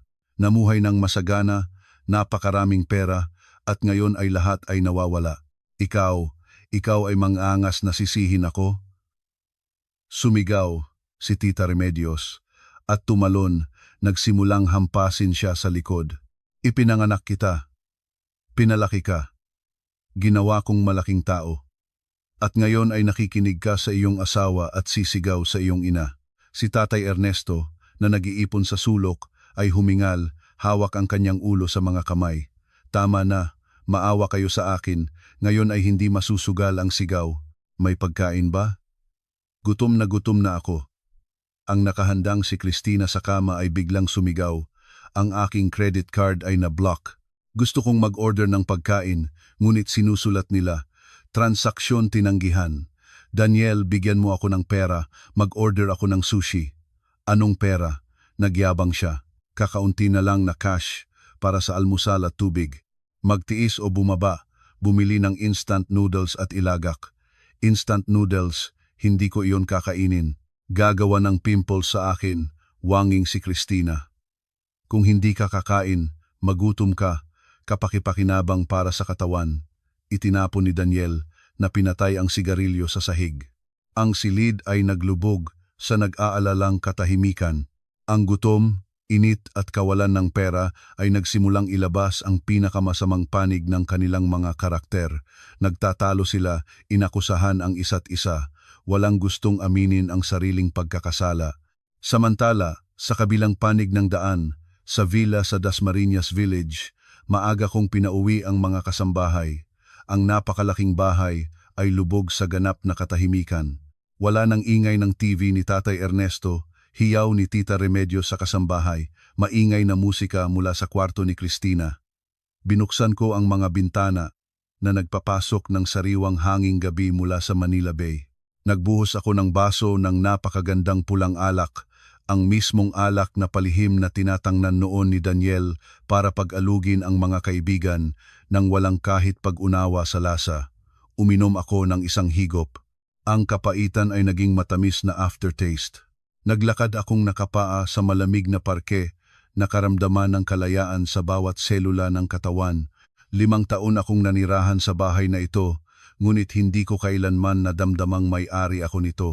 Lagi akong lumalakad ng paa ng maingat, nagsasalita ng banayad na nagbabantay sa reaksyon ng pamilya ng asawa. Ginawa ko ang aking sarili na marionette upang masiyahan sila at bilang kapalit ay nakatanggap lamang ng paghamak at paggamit. Ngayong gabing ito ay unang beses na naramdaman ko ang sarili ko bilang may-ari ng espasyong ito at ng aking sariling buhay. Tumingin ako sa hotel sa kabila na may kumikislap na neon lights. Alam ko na ang gabing iyon ay magiging mahaba para sa kanila. Ngunit ito ang unang gabi lamang. Ang tunay na kadiliman ay naghihintay sa kanila sa hinaharap. Itinaas ko ang baso. Para sa iyo, Elena, sabi ko. Para sa iyong pagbabalik. Mula ngayon, walang makakasakit sa iyo muli. Kinabukasan, nagising ako nang may hindi kapani-paniwalang pakiramdam ng kalakasan. Walang kumakatok sa pintuan na humihingi na magluto ng almusal para sa buong pamilya. Dahan-dahan akong nagyoga, naligo at naghanda ng almusal para sa sarili ko. Habang tinatamasa ang isang tasa ng kape, binuksan ko ang lumang telepono na ginamit ko para makipag-usap sa pamilya ng asawa. Tulad ng inaasahan, puno ng notifikasyon ang screen. Ang chat ng mga kamag-anak sa panig ng asawa ay kumukulo. Daan-daang hindi nabubuksang mensahe. Bumukas ako nang may curiosity. Tita Nora ang mismong isa na kahapon ay tumanggi na magbigay ng tirahan. Si Lena ay talagang nawalan ng konsyensya. Gaano man sila ay mag-asawa. Paano posibleng palayasin ang buong pamilya sa kalsada? Tunay na malamig na negosyante. Pinsan na si Olay na minsan ay humiram sa akin ng E200,000 at hindi ibinalik. Ang ganitong mga babae ay kailangang kalusin. Nang yumaman, itinangal ang asawa at ang buong pamilya niya. Siguradong may bagong lalaki na, kaya pinaalis ang lahat para makapagdala ng lalaki sa bahay. Kuya Alex, kapatid ng biyenan, kailangan tayong magtipon at sumulat tungkol sa kanya sa social media. Hayaan ang buong bansa na malaman ang tunay na mukha ng mapagkunwaring presidente. Tingnan natin kung paano magiging buhay ng kumpanya niya pagkatapos nito. Sa ibaba ay isang delubyo ng mga komento na may pinakamasamang pang-iinsulto sa aking direksyon. Sila ay lumulutaw sa pagkakataon na itumba ang aking reputasyon tulad ng isang kawan ng mga galagang nagpipiesta sa kanilang biktima. Nakalimutan nila na ang aking mga malamig na pera ay nagligtas sa kanila sa mahirap na sandali na nagbibigay ako ng maalamang regalo sa kanilang mga anak sa Pasko at nagdadala ng pasalubong mula sa ibang bansa. Ngumiti ako at pinahid ang daliri sa screen. Gusto ninyo ng information war? Okay, hindi ako tutol. Binuksan ko sa computer ang protektadong folder at inilipat ang ilang mga file. Una, ang audio recording ng usapan ni Tita Remedios sa poker kung saan inaamin niya na ginagamit niya ako at tinatawag ang lahat ng kanyang kamag-anak na mga taga-probinsya at mga buto ng iba. Ikalawa, mga bank statement ng mga paglilipat ng pera mula kay Daniel patungo sa kanyang kasintahan na si Babid 2002 kasama ang mga screenshot ng kanilang matamis na chat. Ikatlo, isang mahabang listahan ng mga utang at kahilingan ng tulong mula sa bawat isa sa mga kamag-anakang iyon na may eksaktong mga petsa at layunin ng bayad. Gumawa ako ng mahabang mensahe na isinulat sa matigas ngunit nakakatakot na magalang na tono. Magandang araw, mga ginagalang na kamag-anak. Ako si Elena. Nakikita ko may mainit na talakayan kayo dito, kaya payagan ninyo akong magbigay ng ilang material para sa mas makatotohanan na larawan. Una, narito kung paano tinutukoy ni Tita Remedios kayo at ang inyong mga kamag-anak at tinatalakay ang mga plano para sa pagsupsop ng pera mula sa manugang. Kalakip na audio file. Ikalawa, narito ang katibayan ng pagtataksil ng aking asawa at pagpapanatili niya ng kasintahan sa pera ng kumpanya. Ito ang tunay na dahilan ng diborsyo. Kalakip na mga file, sa pamamagitan, isinasagawa ko ngayon ang HR audit sa kumpanya. Sa ngayon ay may 5 ng inyong mga anak at pamangkin na nagtatrabaho sa aming bodega at logistics department. Mga ginagalang na Tita Nora, Kuya Alex at Pinsan Olay, nag-utos akong magsagawa ng buong inventory. Kung may kakulangan kahit ko isa, agad ko itong ipapasa sa pulisya. Nais ko sa inyong lahat ng kalusugan at mas kaunting masasamang salita upang maiipon ang kabutihang karma para sa inyong mga anak at apo. Pinindot ko ang send. Habang lumabas ang mensahe sa chat, ang kumukulo na talakayan ay agad na tumahimik para bang nagsara ang isang switch. Lumipas ang 5 minuto. Wala kahit isang bagong mensahe. Pagkaraan ng 10 minuto, sa lugar ng galit na mensahe ni Tita Nora ay lumabas ang salitang mensahe na tanggal. Sumunod si Olay at Kuya Alex. Isa-isa, ang mga sumpa ay nawala sa screen na nag-iiwan ng katawa-tawang mga bakanteng lugar. Walang nangahas na magsalita muli. Natakot sila. Natakot sa pagsisiwalat, pagpapaalis ng kanilang mga anak, at higit sa lahat, mga problema sa batas. Ang kataksilan ng pulutong ay pinakamalinaw na lumilitaw kapag ang kanilang mga personal na interes ay nanganganib.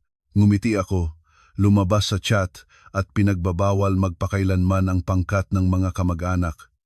Ang SIM card na ginamit ko para sa kanila ay inalis ko, kinali sa kalahati at itinapon sa basura. Ang information war ay natapos ng mas mabilis kaysa sa aking iniisip. Ang sinumang may hawak ng katotohanan at pera ay palaging nagkokontrol ng laro. Sa labas, ang araw ay mataas na. Nagsisimula ang isang bagong magandang araw. Nakaupo ako sa aking opisina sa trabaho. Ang mga sinag ng tanghaling araw ay sumagsag sa pamamagitan ng pinalong salamin na nagliliwanag sa isang tumpok ng mga dokumentong naghihintay ng pirma sa aking mesa. Sa kabila ng kakagawang mapanghikayat na tagumpay sa information war kasama ang mga kamag-anak ng asawa, naramdaman ko ang kakaibang kawalan. Ang damdamin ng tagumpay ay lumipas na nag-iwan ng katahimikan. Napagtanto ko na ang tagumpay sa mga mabababang tao ay hindi nagdudulot ng kaligayahan. Nagbibigay lamang ito ng kaginhawahan tulad ng pag-aalis ng malignant na tumor mula sa iyong katawan. Ang telepono sa mesa ay yumayanig na sinisira ang katahimikan. Sa screen ay lumabas ang magulang Paris. Ito ay video call mula sa aking mga magulang. Huminga ako ng malalim, inayos ang aking buhok, sinubukang magpakita ng pinakamagandang ngiti at pinindot ang button ng sagot. Papa, Mama, kumusta kayo? Sabi ko, na pinipigilan ang umaapaw na emosyon. Sa screen ay lumabas ang mabait na mukha ng aking ina at mahigpit ngunit mainit na tingin ng aking ama. Nakaupo sila sa kanilang maliit na hardin sa labas ng Paris. Sa likod nila ay namumukadkad ang malulusog na rosas. Ang aking mga magulang ay lumipat sa Pransya 5 taon na ang nakaraan para tahimik na lumabas sa matandang edad na iniwan ang lahat ng negosyo sa Pilipinas sa ilalim ng aking pamamahala. Lenita, kumusta ka? Tanong ng aking ina. Ang kanyang tingin ay puno ng pag-aalala. Namamaga ang iyong mga mata. Umiyak ka muli. Gusto ko sanang magsinungaling. Sabihin na hindi lang ako natulog dahil sa trabaho, ngunit sa pagtingin sa mapanlikhang mga mata ng aking ina, napagtanto ko na hindi ko matatago ang anuman. Maaari akong maging malakas at lumaban sa mga dayuhan, ngunit sa harap ng aking mga magulang, ay nananatili akong isang maliit na batang nangangailangan ng proteksyon. Okay naman ako, Mama. Bahagya kong nanginig ang boses. Nayos ko lang ang ilang alitan. Inayos ng aking amang si Tatay Emilio ang kanyang salamin. Ang kanyang malalim at kalmadong boses ay puno ng kwarto. Anak, alam na namin ang lahat. Tinawagan si Andres kami ngayong umaga. Ibinalita ang lahat. Natakot siyang mapag-alaman ka. Kaya't hiniling niyang suportahan ka namin. Naisipan ni Andres ang lahat. Salamat ko sa aking maasikasong assistant. Ginawa mo ang tamang bagay. Nagpatuloy ang ama. Ang kanyang boses ay naging mas matatag. Dapat mo itong ginawa ng mas maaga. Dito sa malayo, naisip namin na napagkasunduan mo na ang pamilya ng asawa, na maayos ang lahat, ngunit lumabas na mga gayon kalangis na tao ang mga ito. Ang ganitong mga ahas na pinalaki sa dibdib ay kailangang putulin ng mas maaga. Sa pakikinig ng mga salita ng aking ama, hindi ko mapigilan ang mga luha. Ang lahat ng sakit at sama ng loob na nagtipon sa maraming taon ay sumabog na palabas. Natatakot akong mamili ang aking mga magulang sa akin dahil hindi ko mapananatili ang pamilya na mabibigo sila dahil sa diborsyo. Ngunit hindi sila ay nasa aking panig ng walang kondisyon. Patawarin ninyo ako. Bumubulong ako sa gitna ng mga luha. 5 taon akong naglingkod sa mga dayuhang tao. Ginastos ang aking pinaghirapang pera sa kanilang libangan at napakakaunti ang atensyon ko sa inyo. Masamang anak ako. Ang aking ina ay nag-iyak din. Hinawakan niya ang screen na para bang sinusubukang punasan ang mga luha sa aking pisngi, hangal. Masaya lang kami kapag masaya ka.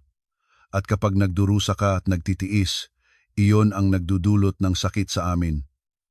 Oo, wala ka nang magagawa. Isipin mong malas ka lang, natuparan ng mabaho. Ang magsimula muli ay hindi kailanman huli. Sang-ayon na umango ang aking ama. Eksakto, kumilos ng may determinasyon. Kung kailangan ng pera o koneksyon, sabihin mo lang, matatawagan ko ang aking mga lumang kaibigan sa Maynila. Kung ang sinuman ay mangahas na hadlangan ka, hindi ko ito pababayaan. Tandaan, sa likod mo ay nandoon kami palagi ang iyong tunay na pamilya. Huwag kang makaramdam ng kalungkutan. Ang mga salita ng aking ama ay nagbigay sa akin ng hindi kapani-paniwalang lakas. Napagtanto ko kung gaano ako nagkamali sa pagsubok na makamit ang pagmamahal ng mga taong may ibang dugo, ibang pagpapalaki, habang nakakalimot sa mga nagmamahal sa akin ng higit sa lahat. Oo, naiintindihan ko na kayo. Pinunasan ko ang aking mga luha at ngumiti ng taos puso. Tatapusin ko ang bagay na ito.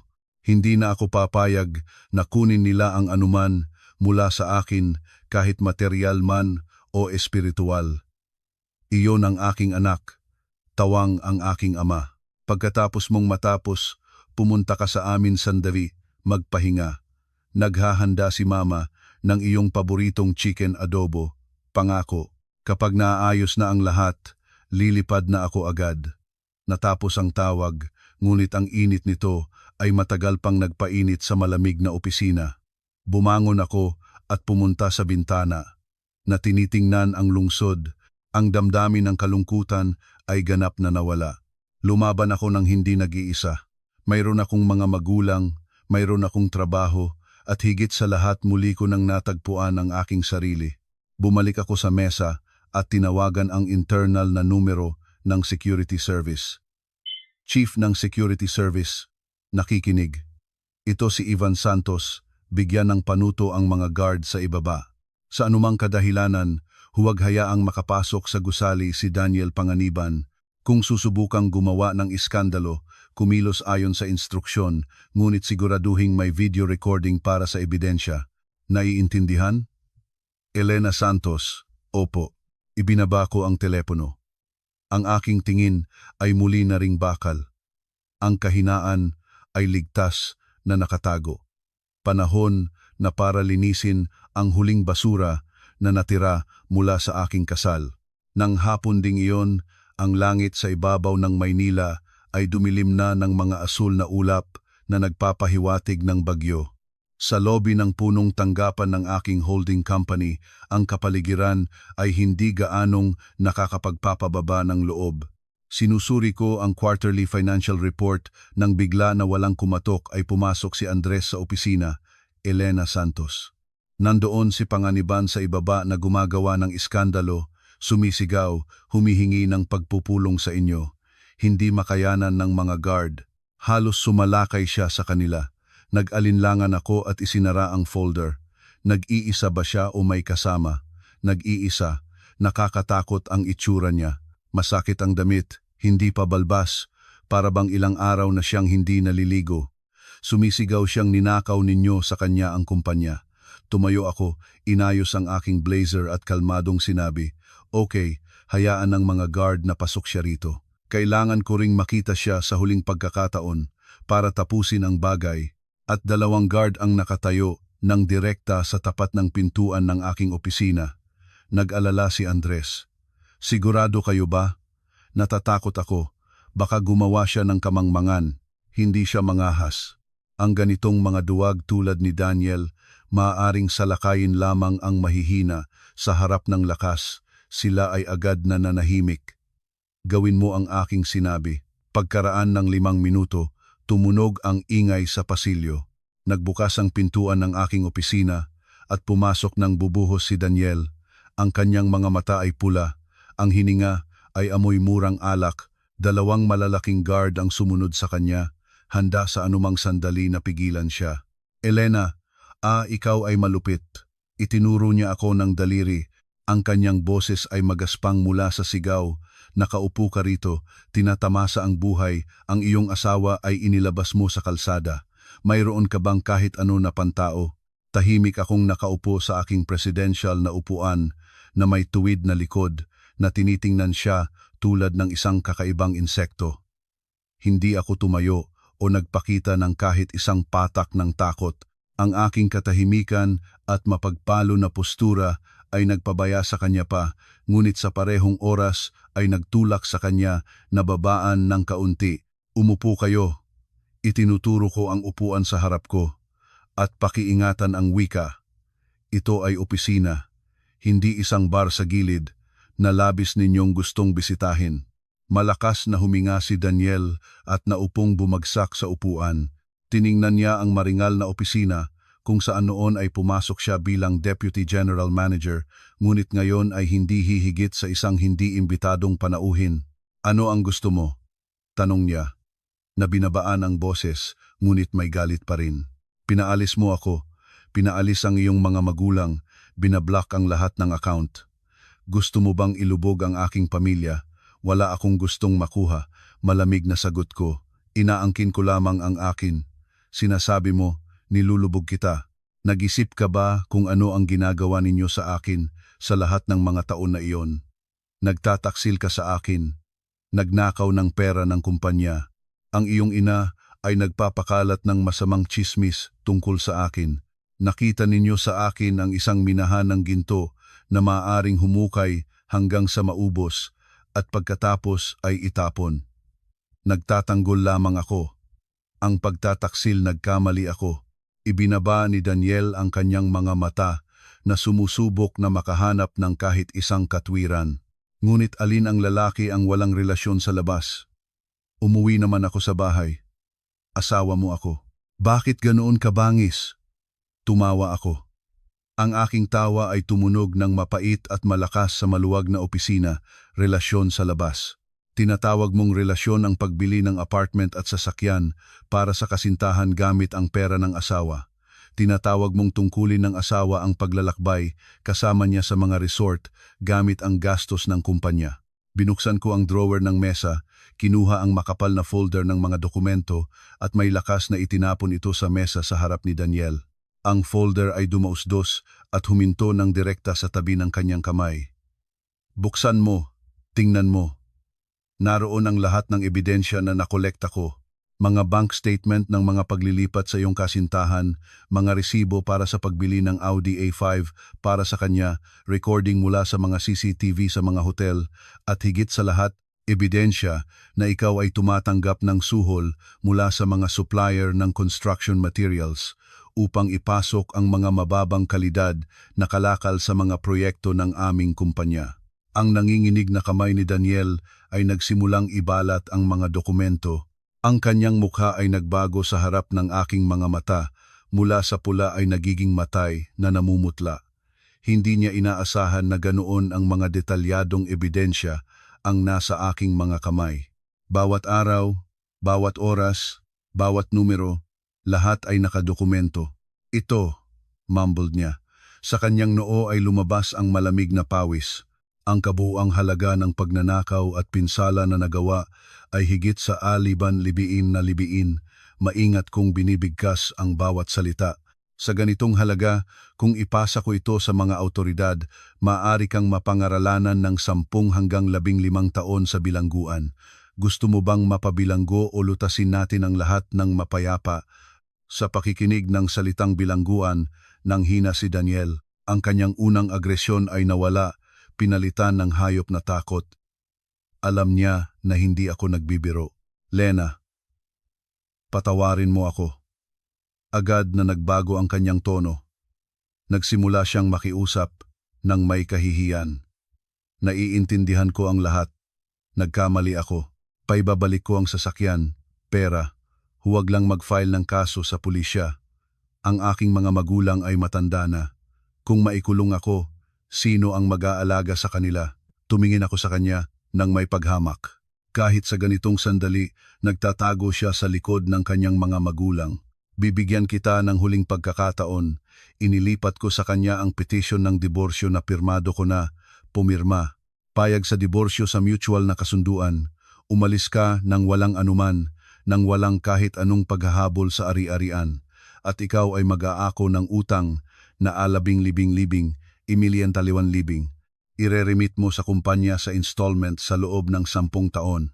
Kung sumasang-ayon ka, itatago ko ang folder na ito sa lihim. Kung hindi, bukas sa iyong maralitang hotel ay darating na may raid. Kinuha ni Daniel ang ballpen.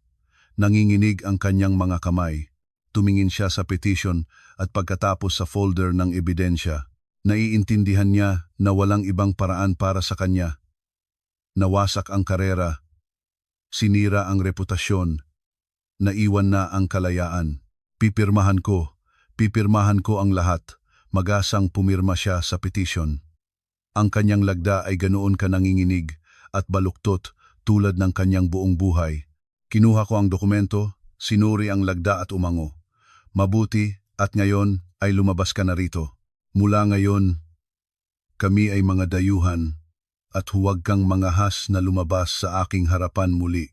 Umuuga ang lakad ni Daniel patungo sa pintuan, tulad ng zombie. Sa pagitan ng exit, lumingon siya.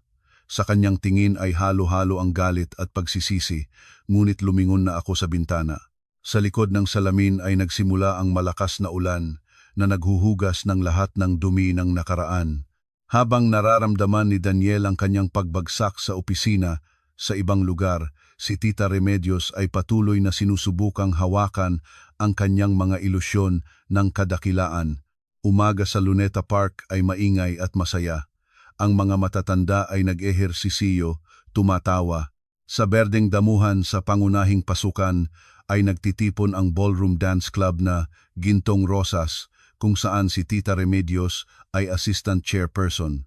Kahit sa gitna ng pananatili sa murang hotel at ang damit ay amoy halumigmig, nagsuot siya ng kanyang pinakamagandang pula na damit na pangdansa at naglagay ng maliwanag na makeup upang itago ang mga madidilim na bilog sa ilalim ng kanyang mga mata mula sa pagkagising.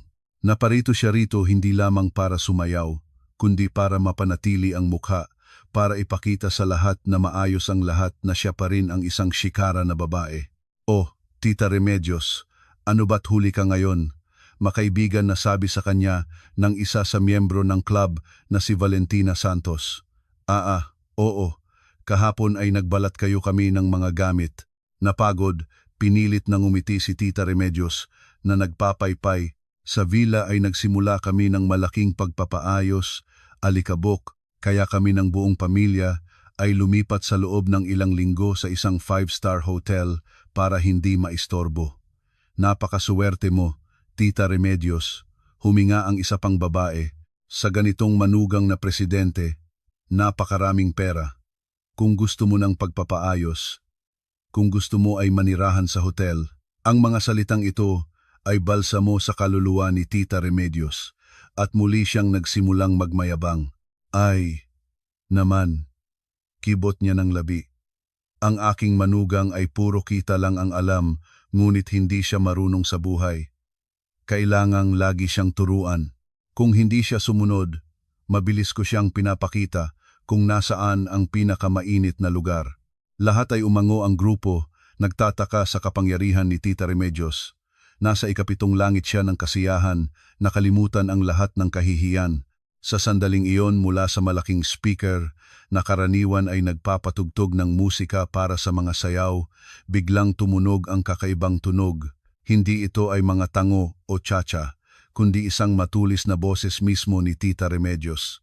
"Ang mga manok mula sa aming club ay nagpapanggap na mga aristokrata, ngunit sila ay mga taga-probinsya. Sumasayaw tulad ng mga paralitiko at iniisip nila na sila ay mga reyna. Nakikipagsamahan lang ako sa kanila para sa libangan, hindi sila nasa aking antas." Lalo na si Valentina iyon, mataba tulad ng baboy, ngunit palaging nakasuot ng tightly, nakakasuka. Sa parke ay naging mamatay na katahimikan. Ang lahat ng tingin ay unang napunta sa speaker, at pagkatapos ay dahan-dahang itinuon kay Tita Remedios. Natigil siya sa lugar. ang kanyang mukha ay naging puting parang gatas. Nakilala niya ang kanyang boses. Ito ang kanyang mga salita.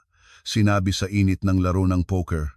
Ang aking assistant na si Andres, na nanonood mula sa malayo, ay hindi kapansine-pansing kumonekta sa pamamagitan ng Bluetooth sa speaker habang ang DJ ay lumayo at pinagana ang nakamamatay na recording na ito. Ngunit hindi pa iyon ang lahat. Ang mga telepono ng lahat ng miyembro ng club ay sabay-sabay na kumipot. Ang orihinal na audio recording ay ipinadala ng direkta sa WhatsApp group na Gintong Rosas mula sa isang peke na account na may pamagat na tagataguyod ng katarungan, si Valentina Santos. Nakakapin pa lang ay pinuri si Tita Remedios ay nag-usok sa galit. Lumapit siya at itinuturo ang kanyang mukha. Ivanios, sino ang sinabi mo iyan? Sino ang baboy? Sino ang taga-probinsya? Ako. Ako. Hindi ko sinaabi iyon. Ito ay na-edit. Sinubukan nila akong i-set up, piyako ni Tita Remedios na lumayo. Anong edit? Ang iyong boses ay hindi mapagkamalian sa iba, sumigaw ang isa pang babae. Ganyan ka pala, mapagpakunwari. Naghamak ka sa amin sa lahat ng panahon na ito. Oo, ikaw ay bastos at walang kultura. Sumali ang iba. Pinili ka naming maging leader. Ngunit sa likod namin ay pinagtatalkahan mo kami. Ang karamihan ay pinalibutan si Tita Remedios, binuhusan ng mga sumpa at insulto. Ang mga titig ng pagtataka ay naging paghamak. Ang maskara ng aristokrata ay naalis sa harap ng lahat. Umalis ka rito. Sa aming club ay walang lugar para sa mga dalawang mukha tulad mo, sumigaw si Valentina Santos na binabawi ang badge ng assistant chairperson mula sa dibdib ni Tita Remedios at inihagis ito sa lupa. Si Tita Remedios ay nagtahimik-tahimik. Nag-ikid siya tulad ng isang daga na nahuli sa sulok sa ilalim ng ulan ng mga papuri. Ang mukha na iyon, na higit sa buhay ang iniingatan niya, ay ngayon ay iniyapak sa dumi. Pakikinggan ninyo, ipaliwanag ko ang lahat. Walang paliwanag, lumabas ka na rito. Hindi na makatiis sa presyon, lumiko si Tita Remedios at nagsimulang tumakbo. Tumakbo siya palayo mula sa parke. Ang isa sa kanyang takong ay nabaluktot na nagpapahimik sa kanya na ginagawang mas kaawa-awa pa ang kanyang hitsura. Ang mapanghamak na tawa ay sumunod sa kanya pababa. Tumakbo siya sa hotel, pumasok sa kwarto, isinara ang pintuan at humilakbot. Kailanman sa kanyang buhay ay hindi siya ganoon kahiya. Ang maliwanag na mundo na labis niyang pinagsikapan na itayo ay gumuho, na winasak ng kanyang sariling masamang dila. Nakaupo ako sa opisina at tinitingnan ang video na ipinadala ni Andres. Hindi ako natawa. Tahimik lang akong huminga. Kung ano ang itinanim, ang iyon ang aanihin. Kapag ang isang tao ay nagtatayo ng kanyang buhay sa kasinungalingan, sa huli ay makakakuha lamang sila ng kalungkutan at paghamak. Lumipas ang isang linggo mula nang palayasin sila mula sa villa. Ang maliit na halagang cash na mayroon si Daniel ay naubos na. Pagbabayad ng hotel, pagkain, gamot para kay Tatay Ernesto, lahat ay napunta hanggang sa huling sentimo. Kumatok ang may-ari ng hotel na Sunset sa kanilang pintuan ng malungkot na mukha. Panganiban, 2 araw ka na hindi nagbabayad. Ano ang gagawin natin? Kung hindi ka magbabayad ngayon, lahat kayo ay palabas ng buong pamilya mo. May mga bagong kliyente akong naghihintay. Iminaliit ni Daniel ang lahat ng kanyang bulsa. Pinagsama ang ilang gusot na bill na kabuuan ay mas mababa sa AE 1,000. Tumingin siya sa may-ari na nakangiti ng may kaalinggawgaw. Manong, maawa kayo. Hanggang bukas. May kaibigan akong maglilipat ng pera sa akin. Tama na ang kwento mo. Nakita ko kang buong linggong tumatawag sa lahat at walang sumasagot, itinapon ng may-ari. Hindi ako charitable organization. Tipunin ang mga gamit at palabas. Sa loob ng 1 oras, kung hindi ninyo malayasan ang kwarto, lahat ng inyong gamit ay kukumpiskihin. Ang mapalagpas sa 2 beses sa loob ng 1 linggo, ang pakiramdam ng kahihiyan ay naging pamilyar na. Ang pamilya ay muli na lang na lumabas ng malungkot sa kalsada. Sa pagkakataong ito, ay hindi na sila nangangarap ng isang hotel, walang pera, para sa taxi. Sumakay sila ng jeepney. Pumunta sila sa Tondo, isang lugar na may murang mga dormitoryo para sa mga manggagawa. Pagkatapos ng mahabang paghahanap sa ilalim ng nakakasunog na araw, nag-upa sila ng isang kwarto sa 15,000 na gumakwadrad sa isang madilim na makitid na pasilyo. Renta, 20,000 bawat buwan, kasama ang deposito para sa isang buwan. Para makapagbayad, kailangang ibenta ni Daniel sa pinakamalapit na pawn shop ang kanyang relo na labis niyang ipinagmamayabang na sinasabing ito ay limited edition, sa katunayan, isang kalidad na peke. Nakakuha siya ng U30,000. Ang kwarto ay nasa ilalim ng mababang bubong na yero na umaalab sa araw. Ang mga dingding ay puno ng dilaw na mansa. Ang lumang linoleum ay may bitak. Ang maliit na toilet na may nabitak na plastic na pinto ay halos hindi kasya ang isang tao. Diyos ko, paano mabubuhay dito? Pumasok si Christina, pinagtaplan ang ilong sa amoy ng alkantarilya. Anong init? Dito ba ay wala bang aircon? Aircon ay nasa iyong ulo? Itinapon ni Daniel ang bag sa sahig na nababasa sa pawis. Magpasalamat kang may bubong ka. Inaakalang prinsesa ka pa rin. Sige, umalis ka na dito. Umupo si Tatay Ernesto sa lumang matras na iniwan ng mga nakaraang nakatira.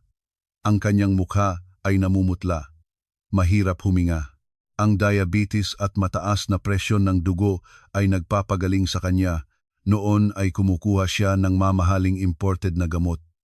Ngayon ay kinakailangan niyang uminom ng murang katutubong katumbas mula sa Public Health Center na mabagal ang epekto at maraming side effects. Tita Remedios, bigyan mo ako ng tubig. Bumubulong siya. Nagbuhos ng maligamgam na tubig si Tita Remedios mula sa plastic na bote. Magtiis, Ernesto. Pinagpaypayan niya siya at humikbi. Saan kami makakakuha ng pera para sa magandang gamot? Si Lena, ang ahas, ay pinigil ang lahat para sa amin. Huwag banggitin ang kanyang pangalan, nagalit si Daniel. Naupo siya sa sulok. Tinitingnan ang mga bakante sa telepono. Ngunit walang silbi sa reputasyon ng isang magnanakaw at pampublikong pagpapaalis. Walang respetableng kumpanya ang tatanggap sa kanya. Si Christina, na humihinlukbo sa kama, ay biglang sumigaw, "Napakagutom ko. Gusto ko ng milk tea." "Daniel, bilhin mo. Pakiusap." "Anong pera?" Nagyabang siya. "Kakaunti na lang cash para sa almusal at tubig." Magtiis o pumunta sa malapit, magluto ng instant noodles. Instant noodles. Hindi ko iyon kakainin. Magpapapimple sa akin. Umiyak si Christina. Kung hindi ka kakain, magutom ka. Kapaki-pakinabang para sa katawan. Itinapon ni Daniel na pinatay ang sigarilyo sa sahig. Ang silid ay naglubog sa nag-aalalang katahimikan. Ang gutom, init at kawalan ng pera ay nagsimulang ilabas ang pinakamasamang panig ng kanilang mga karakter. Nagtatalo sila, inakusahan ang isa't isa. Samantala sa kabilang panig ng daan, sa villa sa Dasmariñas Village, maaga kong pinauwi ang mga kasambahay. Ang napakalaking bahay ay lubog sa ganap na katahimikan. Binuksan ko ang mga bintana, nagbuhos ako ng baso ng napakagandang pulang alak. Naglakad akong nakapaa sa malamig na parke, naramdaman ang kalayaan sa bawat selula ng katawan. Ngayong gabing ito ay unang beses na naramdaman ko ang sarili ko bilang tunay na may-ari ng espasyong ito. Pagkaraan ng 3 buwan mula sa diborsyo, ang buhay ng pamilya ni Daniel ay ganap na bumagsak sa ilalim. Walang makakakilala sa mga taong ito bilang dating mga nakatira sa Dasmariñas Village. Si Daniel, dating Deputy General Manager, ngayon ay nakasuot ng workwear na may mantsa ng semento. Sa hindi makahanap ng ibang trabaho, napasali siya bilang manggagawa sa isang construction site sa pamamagitan ng isang kakilalang foreman. Nang walang habas na nagsisinag ang araw, tinataglay ni Daniel ang 50 kilong bag ng semento sa ikatlong palapag sa hagdan. Ang kanyang mga kamay, sanay sa ballpen at taas na baso ng alak, ay napuno ng mga paltos at kalyo. "Gumalaw ka." "Pagong," sigaw sa kanya ng foreman. "Nag-iisip ka pa rin na boss ka, hindi ka makapagtrabaho, umalis ka na rito." Nag-ipon ng ngipin si Daniel, na nahimik. Ang buong pamilya ay umaasa sa mga kaawa-awang kinse. Si Christina, dating social butterfly, ay nagtatrabaho na ngayon bilang cashier sa gabi shift sa isang convenience store. Nagtatrabaho siya mula 10 p.m. hanggang 6 a.m. sa tiyak na oras na dati ay nagniningning siya sa mga club. Ang trabaho ay mukhang magaan, ngunit nakakapagod. Ang mga gabi na mamimili ay madalas na lasing at bastos. "Hoy, bakit ganoon kabagal?" Sumigaw sa kanya ang isang lasing. Paumanhin, natigil ang machine, nanginginig ang boses ni Christina, pinipigilan ang mga luha. Naalala niya kung paano siya mismo sumigaw sa mga sales clerk sa Ayala Center dahil sa mga maliliit na bagay. Ngayon, natatagpuan ang kanyang sarili sa kanilang lugar. Napagtanto niya kung ano ang pakiramdam noon. Si Tita Remedios, pagkatapos ng pagbabawi mula sa ospital na may hinta at may kalahating paralisadong kamay, ay naging tagahugas ng pinggan sa murang kainan sa Tondo. Ang kanyang mga kamay, minsan ay may suot ng mga diamante, ngayon ay natutuyuan ng murang detergent. "Matanda, hugasan mo ng mas mabuti." Kahapon ay nagreklamo ang kliyente na matigas pa ang plato. Sumigaw sa kanya ang may-ari. Sa kahinaan at madulas na mga kamay, nabagsak ni Tita Remedios ang isang plato. "May nabali ka muli. Ibabawas ko ang UWA 500 sa sahod." Umiyak siya. UWA 500 ay pagkain ng buong pamilya para sa isang araw. Gabi sa masikip na kwarto, 4 na tao ang nakaupo sa hapunan. Sa mesa ay nilagang kanin lang at isang mangkok ng asin na pipino. Walang nagsasalita. Nahulog sila sa ilalim. Saan na ang liwanag? Nagsimula ang tagtig ng ulan. Tumatakbo ang bubong ng kanilang kwarto. Ang tubig mula sa nasiksik na kalikasan ay bumabaha sa sahig na nagdadala ng nakakasuklam na amoy. Inuubo si Tatay Ernesto buong gabi, nakahiga sa kama na ang mga paa ay may mga salitang bato sa ilalim, naubos na ang gamot. Nagbanta ang may-ari ng kwarto na palayasin sila sa kalsada kung hindi nila mababayaran ang utang para sa 2 buwan. Sa ganap na kawalan ng pag-asa, tinawagan ni Tatay Ernesto ang aking numero. Nakaupo ako sa isang pulong tungkol sa isang malaking kontrata. Sa pagkakita ng kanyang numero, gusto ko sanang hindi sumagot, ngunit may nagpigil sa akin. "Alo," malamig kong sinabi. "Lenita, ako ito, si Tatay Ernesto." Tumunog sa telepono ang mahina, paulit-ulit na boses na nasasagad ng ubo. "Alam ko, kinamumuhi mo kami. Ngunit nakikiusap ako. Iligtas mo kami. Sa huling pagkakataon, hindi makatayo ang iyong biyenan, pinapalabas na kami sa kalsada. Nakikiusap ako, nagmamakaawa. Magbigay ka ng pautang o kahit na isang sulok. Sa susunod na buhay, magiging alipin ko para mabayaran." Ang kanyang pag-iyak ay nakakaawa. Sa aking puso ay walang galit o pagmamahal, kahit pagmamahal na lamang. Naalala ko ang mga salita ng aking mga magulang. Ang pagtulong ay nag-iipon ng mabuting karma para sa sarili mo. "Okay, pakikinig kayo," dahan-dahan kong sinabi. "Hindi dahil sa dating damdamin, kundi para putulin magpakailanman ang koneksyong ito at mamuhay ng payapa. Salamat, salamat, anak." Ipapahiram ni Andres para sa inyo ang isang lumang apartment sa Marikina. 5 palapag, walang elevator, ngunit tuyo at malinis. Magbabayad ako ng renta para sa 1 taon. Pagkatapos ng 1 taon, ikaw ay para na sa iyong sarili. Hindi na ako magbibigay ng kahit 1 sentimo pa. Ito ay higit na sapat na. At isa pang kondisyon, binigyang diin ko. Pagkatapos ng tawag na ito, burahin ninyo ang aking numero. Huwag nang tawagan o hanapin pa ako. Kung makita ko ang sinuman sa inyong pamilya malapit sa aking bahay o opisina, agad kong kanselahin ang kasunduan sa pag-upa at palayasin kayong lahat sa kalsada. Naiintindihan ninyo? Naiintindihan, anak. Naiintindihan. Hindi na kami makikialam sa inyong buhay. Ibinaba ko ang telepono at huminga ng malalim. Tapos na. Inihagis ko sa kanila ang huling lifesaver. 1 taon ay sapat na upang makatayo kung talagang gusto nila. Ngunit iyon ay hindi na ang aking pag-aalala. Bumalik ako sa conference room, nararamdamang ang isang mabigat na pasanin ay nahulog sa aking mga balikat. Ang pintuan sa nakaraan ay sarado na. 1 taon na ang lumipas. Ang Prepasko na Maynila ay nagniningning sa mga ilaw. Sa concert hall ay isang marangal na seremonya ng pagbibigay gantimpala, Woman Entrepreneur of the Year. Sa ilalim ng mga flash ng kamera at palakpakan, umakyat ako sa entablado ng nakasuot ng maringal na dark blue na damit. Sa aking mga kamay ay isang kristal na statuita. Tumingin ako sa bulwagan. Sa unang hanay ay nakaupo ang aking mga magulang na lumilipad mula sa Paris. Ang kanilang mga mata ay nagniningning ng pagmamalaki. Sa tabi nila ay nakaupo si Andres na naging executive director na ngayon ng isa sa mga subsidiary na kumpanya.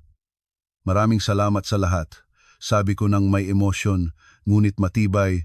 Ang gantimpalang ito ay hindi lamang pagkilala sa aking mga nagawa sa negosyo, kundi katibayan na ang isang babae ay maaaring maging may-ari ng kanyang sariling kapalaran, mapagtagumpayan ang anumang bagyo at mahanap ang kanyang tunay na kaligayahan.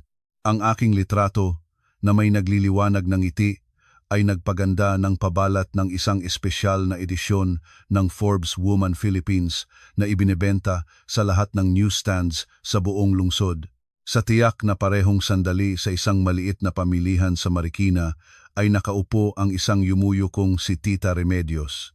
Sa harap niya sa lupa ay isang bungkos ng kinsay at kulantro. Nakasuot siya ng lumang, gapas na jacket. Ang mga puting buhok ay nakatupi sa isang knot. Ang mga kahihinatnan ng stroke ay patuloy pa ring nagpapahirap sa kanya. Ang isang lalaking dumaan ay aksidenteng nahulog ang pahayagan. Ang hangin ay humawak nito at dinala ng direkta sa mga paa ni Tita Remedios. Yumuko siya para dalhin ito at nanigas. Sa madurog, nababagong pabalat ay tumingin sa kanya ang kanyang dating manugang na si Elena, nagliliwanag tulad ng reyna. Ang nanginginig na mga kamay ni Tita Remedios ay nag-alanganin ang pahayagan na nakatingin sa kumpiyansang ngiti at ningning ng mga alahas. Lola, magkano ang gulay? Tinanong siya ng isang mamimili.